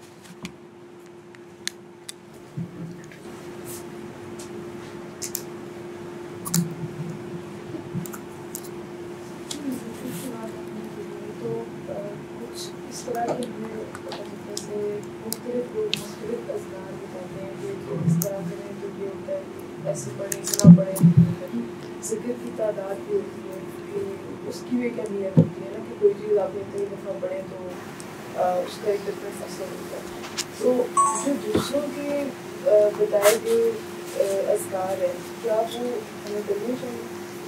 مثال کے طور پہ کچھ اذکار تو ایسے ہیں جیسے حضرت فاطمہ رات کو سونے سے پہلے ضرور کرتی تھی. چلے ہمیں پتہ ہے کہ جو چیز وہاں سے آئی ہے وہ تو ہمیں کرنی ہے، لیکن ان کے بعد بھی بہت لوگ اس طرح کی بنائے ہوئے لوگوں نے کہ یہ چیز ایسے کریں تو ایسے ہوتے. اچھا، بڑا اچھا کوشچن آپ نے کیا. اصل مسئلہ یہ ہے، شاید یہی وجہ ہے کہ حضرت علامہ نے تصوف کا لفظ استعمال نہیں کیا ریکنسٹرکشن کے اندر بھی. وجہ یہ ہے کہ جیسے ہی ہم اپنی روایت سے کوئی لفظ لیتے ہیں تو اس کے ساتھ بہت سی چیزیں بھی ساتھ چل پڑتی ہیں. عام طور پہ جب آپ ذکر کرتے ہیں، ذکر کرنا چاہیے تو اس میں دو چیزیں تو لازمی ذہن میں آ جاتی ہیں. ایک یہ آ جاتی ہے کہ ذکر کرنے سے اعمال صالحہ ثواب، ٹھیک ہے جی، اور دوسرا اس سے زندگی کے مسائل بھی حل ہونے چاہیے. یعنی کہ یہ ایک چیز لازمی، اس کی برکت سے کوئی مسئلے حل ہوئی ہے. وہ علامہ اس طرف نہیں جا رہے ہیں، ٹھیک ہے نا. علامہ کیا کہہ رہے ہیں؟ علامہ یہ کہہ رہے ہیں جب آپ ذکر کرتے ہیں تو آپ ذات حق کی قربت کی کوشش کرتے ہیں. یعنی جب اللہ کو آپ یاد کرتے ہیں تو آپ اللہ کے قریب ہونے کی کوشش کرتے ہیں. جی میں عرض کرتا ہوں. اب اس کے لیے انہوں نے جو بات آپ نے کی، اس کا ذکر انہوں نے میٹافزکس، ڈیولپمنٹ آف میٹافزکس میں بھی کیا ہوا ہے کہ بہت سے مسلم صوفیاء نے ہندو مت سے اور دوسرے جو سسٹم ہے روحانیت کے، ان کو پیش نظر رکھ کے ذکر کے ایسے طریقے بھی ایجاد کیے جس سے وہ انوار کو دیکھتے تھے، اپنے جسم کے اندر انوار کے مختلف مراکز ایکٹیویٹ کرتے تھے وغیرہ وغیرہ، ٹھیک ہے جی. لیکن علامہ کہہ رہے ہیں ان چیزوں کی کوئی خاص اہمیت نہیں ہے، ہو سکتا اس زمانے میں ہو، ٹھیک ہے، سوائے اس کے کہ آپ فوکس کر کے اپنی ذات کو انتشار سے بچائیں اور اپنی ذات کو ایک کنسولیڈیٹ کر کے ایک نقطے پہ لے کے آئیں اور اپنے جو فکری خلفشار ہے اس سے نکلیں. یعنی اگر آپ جو لطائف ستہ ہیں جیسے قلب ہے، نفس ہے، خفی ہے، اخفا ہے، سر ہے، یہ جتنے بھی لطائف ہیں، ان کی فلاسفی کیا ہے؟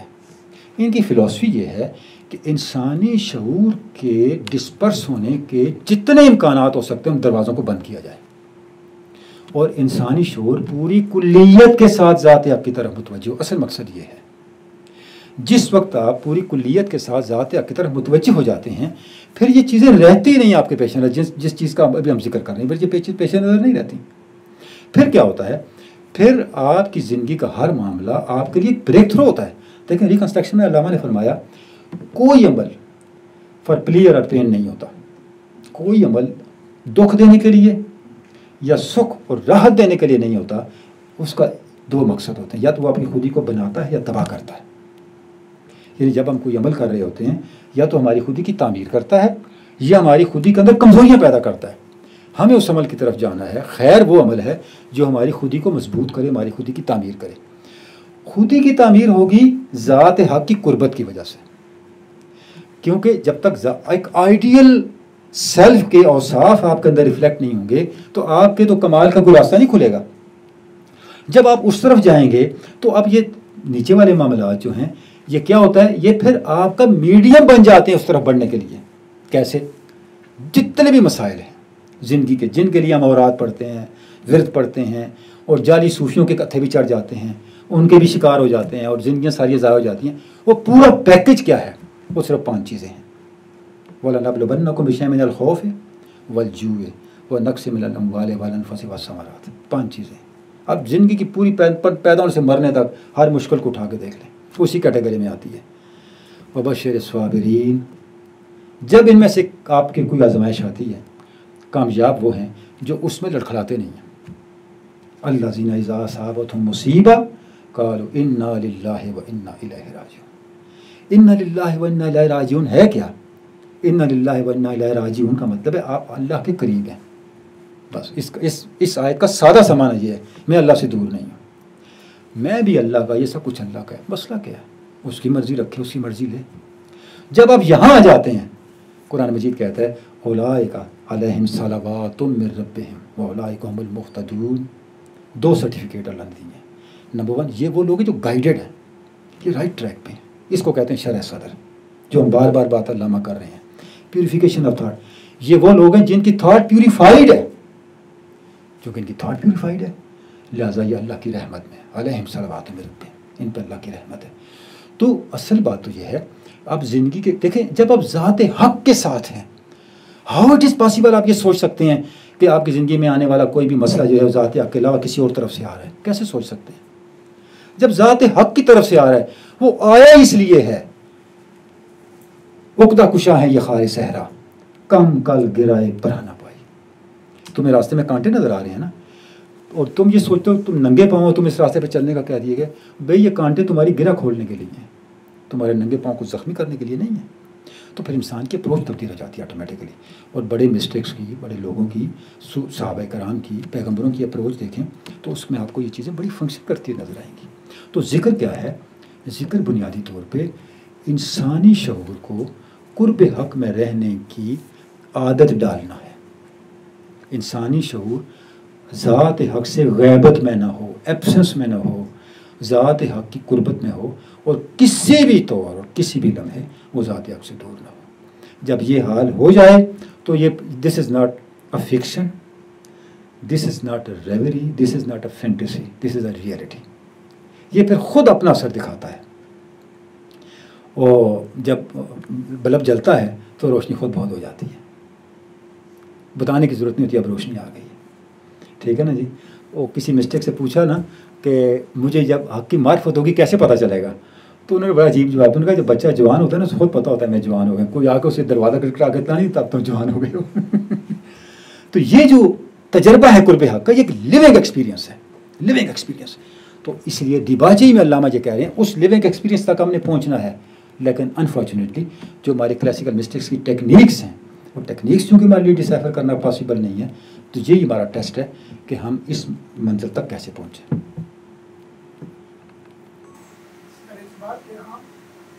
خودی کا جو ارتقا ہے اس میں تم کا کردار کتنا ہے، یعنی میں کی ارتقا میں تم کا کردار ہے. یعنی عام طور پر اگر دیکھا جائے تصوف میں تم کا گن جو ہے وہ زیادہ ہوتا ہے. مجھے سمجھ آئی تصوف میں تم کس طرح؟ تم یا خودی کا جو ارتقا ہے اقبال کے یہاں، جی جی میں یہ پوچھنا چاہ رہا ہوں کہ اس میں तुम का किरदार यानी अदर का किरदार। अदर का किरदार, अदर से आपकी मुराद क्या? अदर तो बहुत बड़ा है ना जी, अदर की तो हद ही कोई नहीं। आप अदर में से क्या ले रहे हैं? यानी जिस तरह आपने अभी कहा ना कि मारिफत हक हासिल करना, हाँ जी, तो इंसान के अंदर जो ताल्लुक की फैकल्टी है वो एक ही है, खा वो इंसानों के साथ ताल्लुक हो या अल्लाह के साथ ताल्लुक हो। ठीक है। तो इंसानों के साथ अगर आदमी का ताल्लुक अपनी खुदी को कुर्बान करके दूसरे इंसानों के साथ एक ताल्लुक बनाता है, तो वही ताल्लुक जो है वो माविन साबित होता है अल्लाह ताला के साथ या अल्लाह ताला की मारिफत हासिल करना। तो ये यानी आपकी तुमसे ये मुराद है, जी जी ठीक हो गया। अच्छा देखें, गुजारिश ये है थोड़ा सा यहाँ हमें खुदी को रिविज़िट करना होगा। खुदी का मतलब क्या है? देखें ना, अल्लामा जो कह रहे हैं खुदी क्या है, खुदी मेरे होने का एहसास है। एक है आई, एक है आई एम, और एक है आई एम नेस। ये जो आई एम नेस है ये यहाँ से खुदी शुरू होती है, यानी अपने होने का एहसास। जब अपने होने का एहसास होता है तो इसका बहुत लोएस्ट लेवल सेल्फ रेस्पेक्ट है। लेकिन ये देखें, सेल्फ एडोरेशन नहीं है, ये वो खुदी नहीं है। ये तो मेरी अना का मसला है, दाजमा पख्तो दे, आप पश्तून है, दाजमा पख्तो दे कहते हैं ना, तो ये नहीं है, ये वो वाला अना नहीं है, ये बिल्कुल डिफरेंट अना है। इसका मतलब क्या है कि मेरे होने का एहसास, सेल्फ रेस्पेक्ट का मतलब मैं किसी पर डिपेंड नहीं करूँगा, but this is much much lower level. जब इससे आगे चलता है फिर सेल्फ असर्शन आती है। सेल्फ असर्शन का मतलब क्या है? आपके कमालात दूसरों पे साबित हों,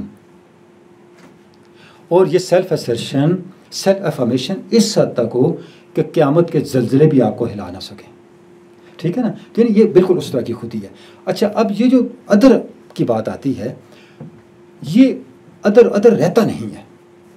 देखें ना, एक लेवल होता है जहाँ ज़ात हक अदर होता है, ठीक है, लेकिन जिस वक्त ज़ात हक की कुर्बत पे इंसान पहुँचता है, वो जो उसकी अदरनेस है, वो उसके सामने इंसान की अपनी अनाए, जिसको तसव्वुफ़ सूफिया अनाए मौहूम कहते हैं, एक अपीयरेंस रह जाती है। और खुद अल्लामा ने भी लफ्ज़ इस्तेमाल किया है, एक अपीयरेंस रह जाती है और सिर्फ ज़ात हक मौजूद रह जाती है। जब ज़ात हक मौजूद होती है फिर सिर्फ वही फंक्शन करती है। बंदा एक मीडियम होता है जिसको कुर्ब नवाफिल हदीस के, या हदीस में भी है कुर्ब नवाफिल हदीस पाक ने कहा, जैसे अल्लामा ने कहा हाथ है अल्लाह का, बंदा है मोमिन का। इसका मतलब क्या है?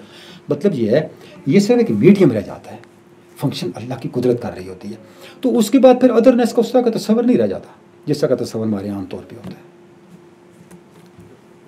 सर, अगर हम देखें कि अभी जदीद नफ्सियात के इल्म ने जैसे जैसे तरक्की पाई है, दूसरी तरफ जो इल्हाद की तरफ रुझान है वो भी एक लगता है इसके साथ एक को रिलेशन उसकी हमें नज़र आती है। तो जबकि अल्लामा कहते हैं कि जब ये कॉन्शियसनेस ऑफ बीइंग, इसकी तरफ इंसान का सफ़र जब चलता है तो उसकी पाया तकमील ये है कि वो एब्सोल्यूट सेल्फ की तरफ उससे कनेक्ट हो जाता है। So we coming from people of tradition या रिलीजन, हमारे लिए तो शायद ये कनेक्शन को जोड़ना कहीं ना कहीं मुमकिन नज़र आता है, लेकिन those who would not come from such a tradition, वो ये सफ़र कैसे तय कर पाते हैं? और यहाँ पे कहीं आपको लगता है कि वो यही गलती कर पाते हैं जो शायद मॉडर्न साइकोलॉजिस्ट हम देखते हैं कि शायद वो उस एपिटॉम ऑफ सेल्फ को उस जगह पे ले जाते हैं जहाँ पे वो समझते हैं कि everything is just with in our self, लेकिन there is nothing beyond that. देखिए, बात ये है, ये जो इल्हाद का मामला है ना जी, ये बड़ा कॉम्प्लिकेटेड सा मामला है। इल्हाद का तस्वर और इल्हाद का फ़रोग़ उसके कॉन्टेक्स्ट के साथ समझने की ज़रूरत है। ये बड़ी इंपॉर्टेंट बात है। जब आप वेस्ट के अंदर इल्हाद की बात करेंगे उसका कॉन्टेक्स्ट और होगा, जब यहाँ इल्हाद की बात करेंगे इसका कॉन्टेक्स्ट और होगा। वेस्ट में इल्हाद हुआ ये ज़रूरी था। जिन असबाब के साथ वेस्ट में इल्हाद हुआ वो असबाब हमारे दीन की बुनियाद हैं। मैं बहुत बड़ी बात कह रहा हूँ आपको। हमारे यहाँ बहुत सी चीज़ें जहालत पे चल रही हैं। देखें जी, जिस सोसाइटी में यह हाल हो कि pope king of Germany Frederick को सज़ाए मौत इस बात पे दे दे कि जनाब आप रोज़ नहाते क्यों हैं, ये तो मुसलमानों का तरीका है। जिस सोसाइटी में स्पेन को फतह करने के बाद मलका इजाबेला सारे हमाम बंद कर दे कि यहाँ रोज़ नहाने की क्या ज़रूरत है, ये तुम्हारा तरीका ही नहीं है, ये मुसलमानों के बंद करो। मुझे बताएं, जहाँ पे साइंसदानों को उल्टा लटकाया जा रहा हो कि आपने बाइबल के खिलाफ स्टेटमेंट दी है, आप पढ़ते क्यों हैं, अब ये क्यों, वहाँ इल्हाद नहीं आएगा तो क्या होगा? जो 4-5 मेजर रीजन्स हैं वहाँ एथीज़म की, वो रीज़न तो हमारे इकरा से किल हो जाती हैं। ٹھیک ہے. دوسری بات دیکھیں، انسانی عقل اور دانش اپنے فریم ورک کی کہتی ہے. جس فریم ورک میں آپ کی نورشمنٹ ہو رہی ہوتی ہے، آپ گرو کر رہے ہوتے ہیں، اس سے اوور لیپ کر کے سوچنا بہت مشکل ہوتا ہے. سائیکالوجی، ویسٹرن سائیکالوجی جس زمین سے اٹھ رہی ہے، علامہ نے ایک جگہ لکھا ہے نا، آپ کو اسے پہچاننے کے لیے جڑ نہیں، اس کے پھل کو دیکھنا چاہیے. ٹھیک ہے. وہ پھل جس زمین سے نکلا ہے، وہ زمین چونکہ مادیت کی ہے، ان کے فائنڈنگز آٹومیٹکلی وہی ہونے ہیں. لیکن انٹلیکچوئل اوپننیس کا تقاضا یہ ہے کہ جب وہ ساری فائنڈنگز ان کے مسائل حل نہیں کر رہی تو انہیں الٹرنیٹیو کی طرف سوچنا چاہیے نا، دوسری طرف آنا چاہیے. یہی وجہ ہے کہ ہیگل نے فلاسفی آف انسائکلوپیڈیا فلاسفی میں رومی کو کوٹ کیا. جب توحید کی بات کی ہے، رومی کے 23 شعر کوٹ کیے ہیں ہیگل نے، اور ایکسلنٹ رومی کا ہے کہ توحید کی جو وضاحت رومی نے کی ہے، ہم یہاں تک نہیں پہنچ سکتے. تو مسئلہ یہ ہے کہ آپ جب بالکل اوپننیس کے ساتھ جائیں گے تو آپ حقائق کو قبول ضرور کریں گے. لیکن جب آپ اپنے اس فریم ورک کے اندر قید رہ کے بات کریں گے تو ظاہر ہے پھر آپ کے وہی نتائج نکلیں گے جس روڈ پہ آپ جا رہے ہیں. اسی تو علامہ کہہ رہے ہیں نا کہ جب تک آپ ہائر ریلیجن کے ساتھ لنک نہیں کرتے سائیکالوجی کو، وہ انسانیت کے لیے کما حق سود مند اور فائدہ مند نہیں ہو سکتی. جی سر.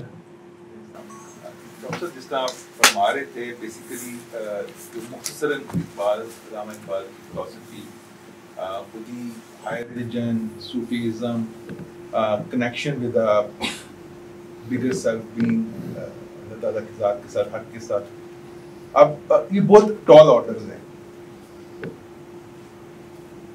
دوسری سائڈ پہ جو ان کے ریسیپینٹس ہیں ہمارے جیسے لوگ، میں اپنے جیسے کہتا ہوں، باقیوں کو ہندی میں بات کرتے ہیں، they are ordinary people with limited فہم اور limited شعور. تو کیا یہ کہنا جائز ہوگا کہ علامہ اقبال کا جو پیغام ہے وہ جس طرح میں فائنانس کے بندوں میں بھی this is less than 1% of the people to understand اور پھر اس کے اوپر کام کرنے کا، یا ایسا نہیں ہے کہ انہوں نے کوئی اس کا لائٹر ورژن بھی ایک بنایا ہو، اور ایک جو نارمل انسان ہے، میں آخر میں اس کو کمپلیٹ کروں گا، نارمل انسان کے لیے اس رستے پہ چلنے کے لیے جو کہ ایک مشکل رستہ ہے، جس کے اندر ایک بڑی فلسافیکل اینڈ سائیکولوجیکل اور ایک مذہب کی بالکل ٹاپ لیول کی انڈرسٹینڈنگ آپ کو چاہیے، اس رستے پہ چلنے کے لیے وہ سٹیپس اس کے لیے آسان ہو جاتے. ادروائز میرے ایسا بندہ اگر اس کو یہاں پہ کھڑا ہو کے دیکھے اور اس چیز کو دیکھے، ایک بہت بڑا اس کو گیپ نظر آئے گا، تو وہ شاید اس سے ڈر جائے گا کہ یہ تو میرے لیے ہے ہی نہیں. جس طریقے سے کنورسلی اگر ہم قرآن مجید کی بات کریں، وہ تو حق کا ڈائریکٹ پیغام ہے، very easy, even a لیمین can understand, اور اس کے اوپر پریکٹس کر کے پہنچ سکتا ہے. تو اس پہ تھوڑی سی اگر آپ ماشاء اللہ جی، بہت اچھا سوال کیا جی، سب کے دل کی آواز ہے آپ کا کوشچن. دیکھیں سر، گزارش یہ ہے کہ علامہ نے جو بات کی ہے بہت مشکل ضرور ہے. وہ کہتے ہیں جی کسی نے داتا صاحب کو خواب میں دیکھا، تو انہوں نے کہا حضرت آپ نے کتاب بڑی اچھی لکھی ہے، اس کا نام لکھے کشف المحجوب. تو کشف المحجوب کا مطلب یہ ہے پردے میں جو چیز ہے اسے کھول کے سامنے لے آنا. اتنی مشکل کتاب، اتنی مشکل پڑھو تو اور پردے پڑ جاتے ہیں. تو داتا صاحب نے فرمایا اللہ کے بندے اب میرے پیچھے پڑ گئے ہو، ذرا قرآن مجید بھی دیکھ لو. اللہ نے فرمایا وَلَقَدْ يَسَّرْنَا الْقُرْآنَ، ہم نے قرآن آسان کیا. ہزاروں تفسیریں لکھی گئی، ابھی تک سمجھ نہیں آیا پورے کا پورا. قرآن مجید کے ساتھ بھی تو یہی ہے. تو اس کی گزارش یہ ہے، علامہ کی فکر کو جب آپ دیکھتے ہیں تو یہ جو جس کو ہم ڈسکس کر رہے ہیں، ہم نے A to Z ہر چیز کو تھوڑا تھوڑا ٹچ کیا. آج عام آدمی کے لیے بھی بہت کچھ علامہ نے کہا ہوا ہے جناب. بالکل دیکھیں عام آدمی نے کیا کرنا ہے. اگر آپ دیکھیں جو اسرار خودی میں 3 مراحل بیان کیے ہیں، سب سے پہلے اطاعت الہی، پھر ضبط نفس، اوبیڈینس آف آلمائٹی اللہ، پھر ضبط نفس، سیلف ڈسپلن، سیلف کنٹرول، پھر نیابت الہی آخری ہے. اس کی پھر مثالیں بھی علامہ نے دی ہیں، اور جتنا نظام عبادات ہے اس کو وہاں لنک کیا. نماز کو، زکوٰۃ کو، روزے کو، حج کو وہاں لنک کیا ہے کہ کیوں ہم نماز پڑھتے ہیں، کیوں روزہ رکھتے ہیں، کیوں زکوٰۃ دیتے ہیں. اور یہ سارے کا سارا عام آدمی کے لیول کی باتیں ہیں کہ آپ کیا کریں. جو فنڈامنٹلز ہیں ان پہ استقامت کے ساتھ کھڑے ہو جائیں اور اپنے یقین کو ہاتھ سے نہ جانے دیں. اس کا اثر بھی آپ کی زندگی میں بتدریج آنا شروع ہو جائے گا. ٹھیک ہے جی. اب مجھے یہ بات کرتے علامہ کا ایک شعر یاد آ گیا، میں ضرور پڑھنا چاہوں گا. علامہ کہتے ہیں کہ یقین سادہ دلا بے ज़े नुक्ता हाय दकीक। पहला मिसरा ज़बूर अजम का शेर है, पहला मिसरा इस तरह है, अगरचे अफलातून और इन सब सुकरात और बुल सीना के फलसफे बड़ी चीज़ होंगे, लेकिन यकीन सादा दिल बे ज़े नुक्ता हाय दकीक, इन सब दकीक फ़लसफ़ों से कीमती चीज़ सादा दिल आदमी का यकीन है, जिसको अपना नाम लिखना नहीं आता, लेकिन उसके अंदर यकीन की जो दौलत है वो उसे इन सब पे हावी कर देती है। अच्छा, अब अल्लामा का जो शेर है ये आपको यकीन देता है। देखें, आप देहात में चले जाएं, आम आदमी हल चला रहा होगा, उसे कहीं खुदी को कर बुलंद इतना शेर सुना है जी, हर तकदीर से, इसका माना क्या है उसे कोई पता नहीं, उसकी बॉडी लैंग्वेज आपको बताएगी वो शेर को एक्सपीरियंस कर रहा है, वो शेर को महसूस करेगा, बयान नहीं कर सकेगा। वो शायद उस शेर की प्रैक्टिकल तशरीह होगा, ये चीज़ है। जितने आपके सूफिया हैं उन्होंने पंजाबी में क्या किया है, जो दीन की हकीकत थी उसे आम आदमी के ब्लड में उतार दिया, तो लिहाजा वो मौलवी की रस्मियत के कैदी नहीं हुए, ठीक है ना। तो ये अल्लामा ने यही काम किया है, शेर के अंदर उस यकीन को कैप्सुलेट करके आप तक पहुंचा दिया। अगली बात, ये जो बातें हम कर रहे हैं, देखें ये सबका सब्जेक्ट है भी नहीं, ये लोग हमेशा थोड़े होते हैं, आटे में नमक जितने होते हैं बशर्ते के हूँ, और उस नमक का जायका फिर पूरे आटे में होता है। हमारा इल्म ये हम आटे में आटा है कोई असर नहीं है, बारीक बात भी कर रहे हैं, आधा मुल्क भी तुड़वा बैठे, और आज तक पता ही नहीं आइडियालॉजी क्या है और मुल्क क्यों बना और क्या करना है, और इतनी सैकड़ों PhDs भी हो रही हैं और थीसिस भी लिखे जा रहे हैं और किताबों के भी ढेर। वो किसी साहिब इल्म ने कहा था कि डॉक्टर साहब बैठी हैं, उनकी इजाज़त से मैं ये बात करना चाहूँगा, इकबाल पे जितनी किताबें लिखी गई इनका अगर 90% ज़ाया हो जाए तो कोई नुकसान नहीं होगा। उन एक और प्रोफेसर साहब बैठे, नहीं कहते आपने गलत कहा है, उन्होंने कहा क्या, उन्होंने कहा अगर इकबाल भी लिखी गई किताबों का 90% ज़ाया हो जाए तो फ़ायदा होगा। क्या फ़ायदा होगा, उन्होंने कहा लोगों की जान छोड़ जाएगी उन्हें चीज़ा तो जिन्होंने इकबाल ना कोई ताल्लुक नहीं। गुजारिश ये है कि ये कोई कहीं तो ख़राबी है ना, कब सोचेंगे हम। देखें ना, मैंने अभी बात ही यहाँ से शुरू की थी कि अगला स्टेप कब आएगा, यानी सारी ज़िंदगी हम एक ही पढ़ते पढ़ते पढ़ते, इसको कोई तो सोसाइटी के 4-5 लोग हों, कोई तो साहिब हसास काबल अहल लोग हों जो बैठें, और चाहे वो नमक जितने ही हों, फिर उनका असर सारे माशरा महसूस करेगा। जनाब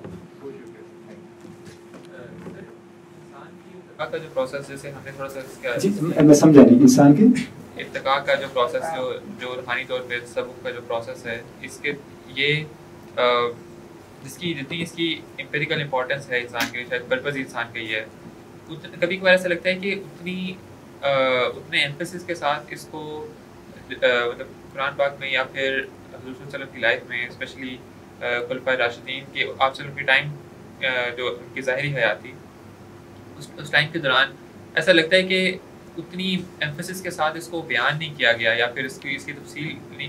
क्या इसकी यही रीज़न तो नहीं है, जैसे मूसा और खिदर अलैहिस्सलाम का जो वाक़या है, उसमें मूसा अलैहिस्सलाम का जो रास्ता है उसको तो बड़ा क्लियरली जो कमांडमेंट्स हैं वो बड़ी क्लियरली उसमें बताया गया, लेकिन खिदर अलैहिस्सलाम के रास्ते का उसका इंट्रोडक्शन दिया गया, लेकिन उसका रास्ता वो एग्जैक्टली क्या मनाजिल है उसकी और वो नहीं बताया गया। तो क्या यही रीज़न है इसकी? 2-3 चीज़ें मैं अर्ज़ करता हूँ। पहली बात यह है कि जनाब मनाजिर भी बताई गई हैं, रास्ता भी बताया गया है। खिज़र अलैहिस्सलाम का रास्ता भी कुरान मजीद में बड़ा क्लियर है। देखें, मूसा अलैहिस्सलाम का रास्ता भी क्लियर है और खिज़र अलैहिस्सलाम का भी क्लियर है। ये जो बात आपने फरमाई कि जितना आज हम एम्फेसाइज़ कर रहे हैं स्पिरिचुअल डेवलपमेंट को, मैं बहुत आपके क्वेश्चन को मज़ीद कंसाइज़ कर देता हूँ, प्रिसाइज़ कर देता हूँ, फोकस कर रहे हैं, यह खिलाफ दौर सहाबा और दौर नबूवत में क्यों नहीं था। ठीक, देखें गुजारिश ये है, जितना आज आप फ़िक़्ह को एम्फेसाइज़ करते हैं ये भी उस दौर में नहीं था, जितना आज आप सरफ नाब बलागत को करते हैं ये भी उस दौर में नहीं था, जितना आप इल्म तफसीर को करते हैं ये भी नहीं था, जितना इल्म हदीस इल्म क्या से क्या साइंसेज हैं उस दौर में नहीं था। वजह क्या है? देखें, वजह ये है, पहली बात ये मत भूलें, ज़ात रिसालत माब की मौजूदगी, डेवलपमेंट इन टोटलिटी थी, वहाँ सब कुछ डेवलप हो रहा था, इम्प्रूव, क्योंकि हुजूर का बैठा होना, इस कायनात में मौजूद होना, हर इर्तिका की इब्तिदा भी और इंतहा भी, जब हुजूर खुद मौजूद है, कैफ़ा तकफुरून बिल्लाहि अंतुम व तुतला अलैकुम आयातिना व फीकुम रसूलुहु, अगर तुम्हारे दरमियान कुरान और मेरे रसूल मौजूद हैं तो कैसे कुफर की तरफ आ सकते हैं। गोया ईमान के तहफ़्फ़ुज़ और कुफर के रास्ते में रुकावट है हुजूर की मौजूदगी। ठीक है, लिहाजा वहाँ सेग्रीगेट और क्लासीफाई करने की नौबत ही नहीं आई, न ज़रूरत थी। وہاں جو شخصیت بن رہی تھی سب چیزوں کو لے کے بن رہی تھی. اب کسی صحابی کی شخصیت کو اٹھا کے دیکھیں, وہاں سارے فیکٹرز موجود ہیں ان کے اندر. اب آپ دیکھیں نا, اس سے بڑی کیا بات ہے, قرآن مجید کہتا ہے کہ ایک مومن 20 کافروں کے لیے کافی ہے, نہ ہو تو 10 کے لیے تو ہے ہی سی. ہاتھ یہ کافر ہے تو بہتر ایک بھی, جو علامہ نے کہا کافی. اب اس کا عملی مظاہرہ آپ کو صرف صحابہ کی نظر آتا ہے. دیکھیں قرآن مجید انسان کے اسپرچل ڈیولپمنٹ کو بیان کرنے والا الٹیمیٹ ڈاکومنٹ ہے, ایسا ہی ہے نا. اس کے سب سے پہلے ڈیمانسٹریٹر کون تھے؟ صحابہ نظر آتے ہیں. چونکہ ہم نے ہر چیز کو پڑھا نہیں ہوتا, ہم تک منتقل اس طرح نہیں نا. ہمارے سلیبس, میں سلیبس کا کہہ رہا ہوں, ہمارا جو سسٹم ایجوکیشن کا ہے یا ٹریننگ کا ہے یا ہمارے جو ڈے ٹو ڈے اسٹڈیز ہوتی ہیں ان میں ساری چیزیں آتی نہیں ہیں. تو بہت سی چیزیں ہمارے وہ اوجل ہوتی ہیں, نگاہوں سے اوجل, اس لیے بھی ہمیں ایسے لگتا ہے. دوسری بات یہ ہے جب اگلے زمانے آئے تو اب اسپیشلائزیشن کا دور آ گیا, لہٰذا علوم مدون ہونے لگے. ہر علم ایک الگ شعبہ بن کے اس کے اسپیشلائز لوگ آ گئے جنہوں نے اس علم کو ٹیک اپ کیا اور اس کو پوری سائنس کے طور پہ ڈیولپ کر دیا. علم الکلام الگ بن گیا, فقہ الگ بن گیا, حدیث الگ بن گئی, تفسیر الگ بن گئی. تو علم تصوف, یا اس کو پہلے علم الاحسان کہتے تھے. ہر بڑے امام کی اس پہ کتابیں ہیں. دیکھیں امام احمد بن حنبل نے 4 جلدوں میں اس پہ کتاب لکھی ہوئی ہے, کتاب الزہد. ٹھیک ہے, جتنے بڑے لوگ ہیں ان کو, امام اعظم کو دیکھیں, ابو حنیفہ کو دیکھیں, جتنے بڑے لوگ ہیں سب لوگوں نے اپنے بقیہ کاموں کے ساتھ تصوف طریقوں کو بھی موضوع بنا, اس پہ لکھا اور اپنے لوگوں کی تربیتیں کی اس طرح سے. تو یہ جو چیزیں ہیں یہ, یعنی آپ دیکھیں بڑے بڑے اولیاء جن کا ذکر صرف صوفیاء میں آتا ہے, وہ امام اعظم کے کلوز سرکٹ کا حصہ تھے جن سے ڈسکس کر کے وہ فتوی فائنل کرتے تھے. آپ کو پتہ ہے امام اعظم کی مجلس تھی جس میں 8-10 دن کوئی مسئلہ ڈسکس ہوتا تھا, پھر اس پہ فائنل ورڈکٹ آتا تھا. اب ہمارا یہ نقطہ نظر ہے جس کو بعد میں امام ظفر نے, امام محمد نے کمپائل کیا. تو اب یہ چیزیں وہاں موجود تھیں, لیکن آگے چل کر کے کیا ہوا, وہ جب اسپیشلائزڈ ہوئی تو پھر ایک پورا سبجیکٹ بن گیا. مسلمان کا ابھی کافی بڑا حصہ ایسا ہے جو اپنے آپ کو لمٹ کرتے ہیں, مطلب جو شرعی احکام ہیں ان کے اوپر لمٹ کرتے ہیں. مطلب وہ سمجھتے ہیں کہ کیونکہ سارا فوکس اس کے اوپر رہا ہے, اب شاید ان کی نظر سے یہ چیزیں مطلب نہیں گزری یا پھر جو بھی ریزن ہو. لیکن امت مسلمہ کا کافی بڑا حصہ بھی ایسا ہے جو صرف اپنے آپ کو لمٹ کرتا ہے اس کے اوپر. آپ کے خیال سے اس کی کیا ریزن ہے؟ دیکھیں جی, بات یہ ہے کہ پہلی بات تو یہ ہے کہ اس پہ ہم کوئی اعتراض نہیں کر سکتے کیونکہ ان کی ایک اپروچ ہے. ہو سکتا ہے وہ اس کو کافی سمجھتے ہیں اور وہ سمجھتے ہوں کہ اس تک لمیٹڈ ہونا ان کی بنیادی کوسچنس کو آنسر کرتا ہے. ہم یہ سمجھتے ہیں کہ انسانی ذات کے ارتقاء کے بہت سے ایسے پہلو ہیں جن کا جواب آپ کو تفقع کے اندر نہیں ملتا. مثلا نماز کے اندر اخلاص ہونا چاہیے, فقہ کی کسی کتاب کا یہ مسئلہ نہیں ہے.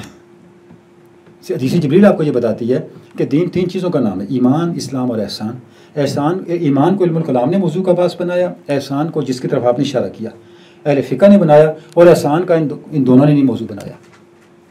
تو ہم یہ سمجھتے ہیں کہ اس کو جن لوگوں نے بنایا ٹاپک, علامہ اس نقطہ نظر کے حامل ہیں, وہ آگے اس کو ایڈریس کرتے ہیں. جب تک آپ ان کا دروازہ نہیں کھٹکھٹائیں گے یہ کوسچن ان ایڈریس رہے گا.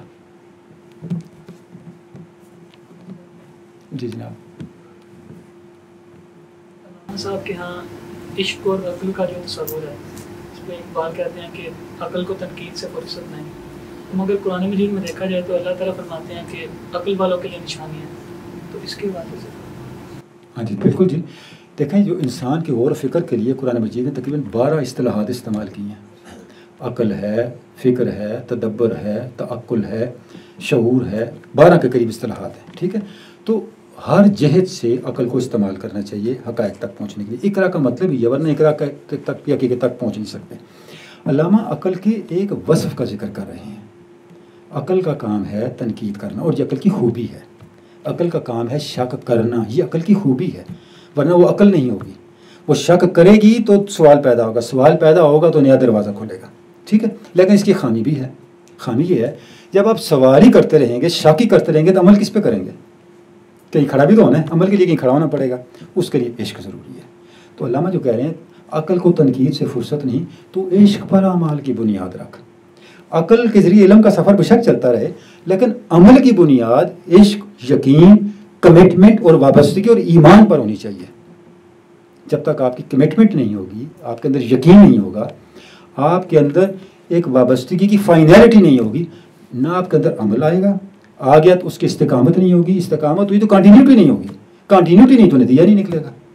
तो अल्लाह इस तरफ मुतवज्जो कर रहे हैं। इश्क बुनियादी तौर पे एक ऐसी कमिटमेंट का नाम है जिससे ऊपर आपकी कोई प्रायोरिटी ना आ सकती हो, जहाँ आपके वाबस्तगी के सारे दरवाजे बंद हो जाएं और एक नुक्ता मास्का पे आप फिक्स हो जाएं, फोकस कर लें और उसे ही अपनी ज़िंदगी का मकसद और मरकज़ और महवर बना के अपनी ज़िंदगी को प्लान करें, अपनी प्रायोरिटीज़ को एडजस्ट करें, तो ये आपकी इश्क की वाबस्तगी होगी। सादा अल्फाज में जनाब।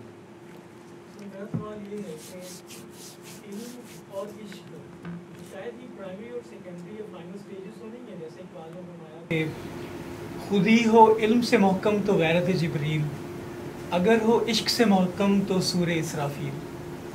तो इस पे थोड़ा सा बता दें, ये ग्रेजुअल इंटेलेक्चुअल डेवलपमेंट। देखिए अल्लामा साहब तो कहते हैं इश्क जो है ये भी इल्म ही की एक सूरत है, ठीक है ना। जिस वक्त आप इल्म एक सतह तक पहुंचता है तो वो विजदान को जाके हाथ डालता है, यहाँ जाके विजदान फंक्शन शुरू करता है, ठीक है जी। अब यहाँ जो आप जिब्रील और इसराफील की बात आई है, बात यह है कि जिब्रील आगही है और इसराफील उस आगही के नतीजे में तामीर या तखरीब है, तामीर खैर और तखरीब शर। ये इसराफील का इस्तिआरा है और जिब्रील इल्म का इस्तिआरा है, अक्ल का इस्तिआरा है।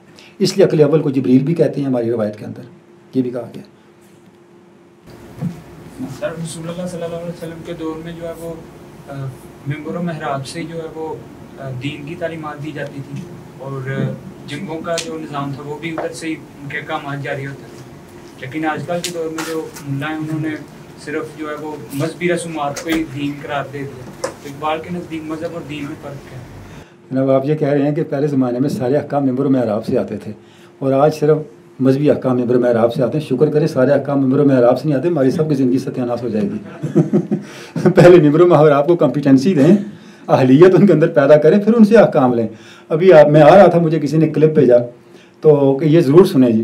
वैसे तो अल्लाह माफ़ करे मजहबी क्लिप से कोशिश होती है नहीं सुने। मैंने सुना तो कुरान मजीद की रोशनी में साबित कर रहे थे जी ज़मीन साकन है और इस पर ईमान रखना बड़ा ज़रूरी है, ठीक है जी। साइंस तो ईमान का मसला थोड़ा ही है। तो गुजारिश ये है कि जो अल्लाह ने फ़ैसला किया ठीक ही किया हुआ है। सबसे पहले तो अहलियत होनी चाहिए। अनफॉर्चुनेटली जब से दौरे ग़ुलामी आया, देखें जो था नाखूब बतदरीज वही खूब हुआ कि ग़ुलामी में बदल जाता है कौमों का ज़मीर। ये ग़ुलामी की नहूसत है, भरोसा कर नहीं सकते ग़ुलामों की बसीरत पर कि ग़ुलामी ने हमारी बसीरत को धुंधला दिया है, हमारे फ़हम कुरान को धुंधला दिया। देखो अल्लामा ने एक जगह कहा ना कि हिकमत कुरान अज़ ग़ुलाम मजू, जब ग़ुलाम से पूछोगे कुरान का माना वो अपनी ग़ुलामी का जवाब कुरान से देगा, हालांकि कुरान ग़ुलामी की किताब नहीं है। अल्लाह से आखिर से नास तक कुरान मजीद को पढ़ लें। कुरान मजीद में हर मसले का हल है, इस्लामी कानून में हर मसले का हल है, एक मसले का हल नहीं है। मुसलमान ग़ुलाम हो जाए तो क्या करें? मुझे कोई फ़िक़्ह की किताब उठा के दे गए, मैं मामूली सा तालिब इल्म इस्लामी कानून का, आप मुझे बता नहीं सकते किसी बड़े फ़कीर ने इस सवाल का जवाब दिया हो कि अगर मुसलमान ग़ुलाम हो तो क्या करें।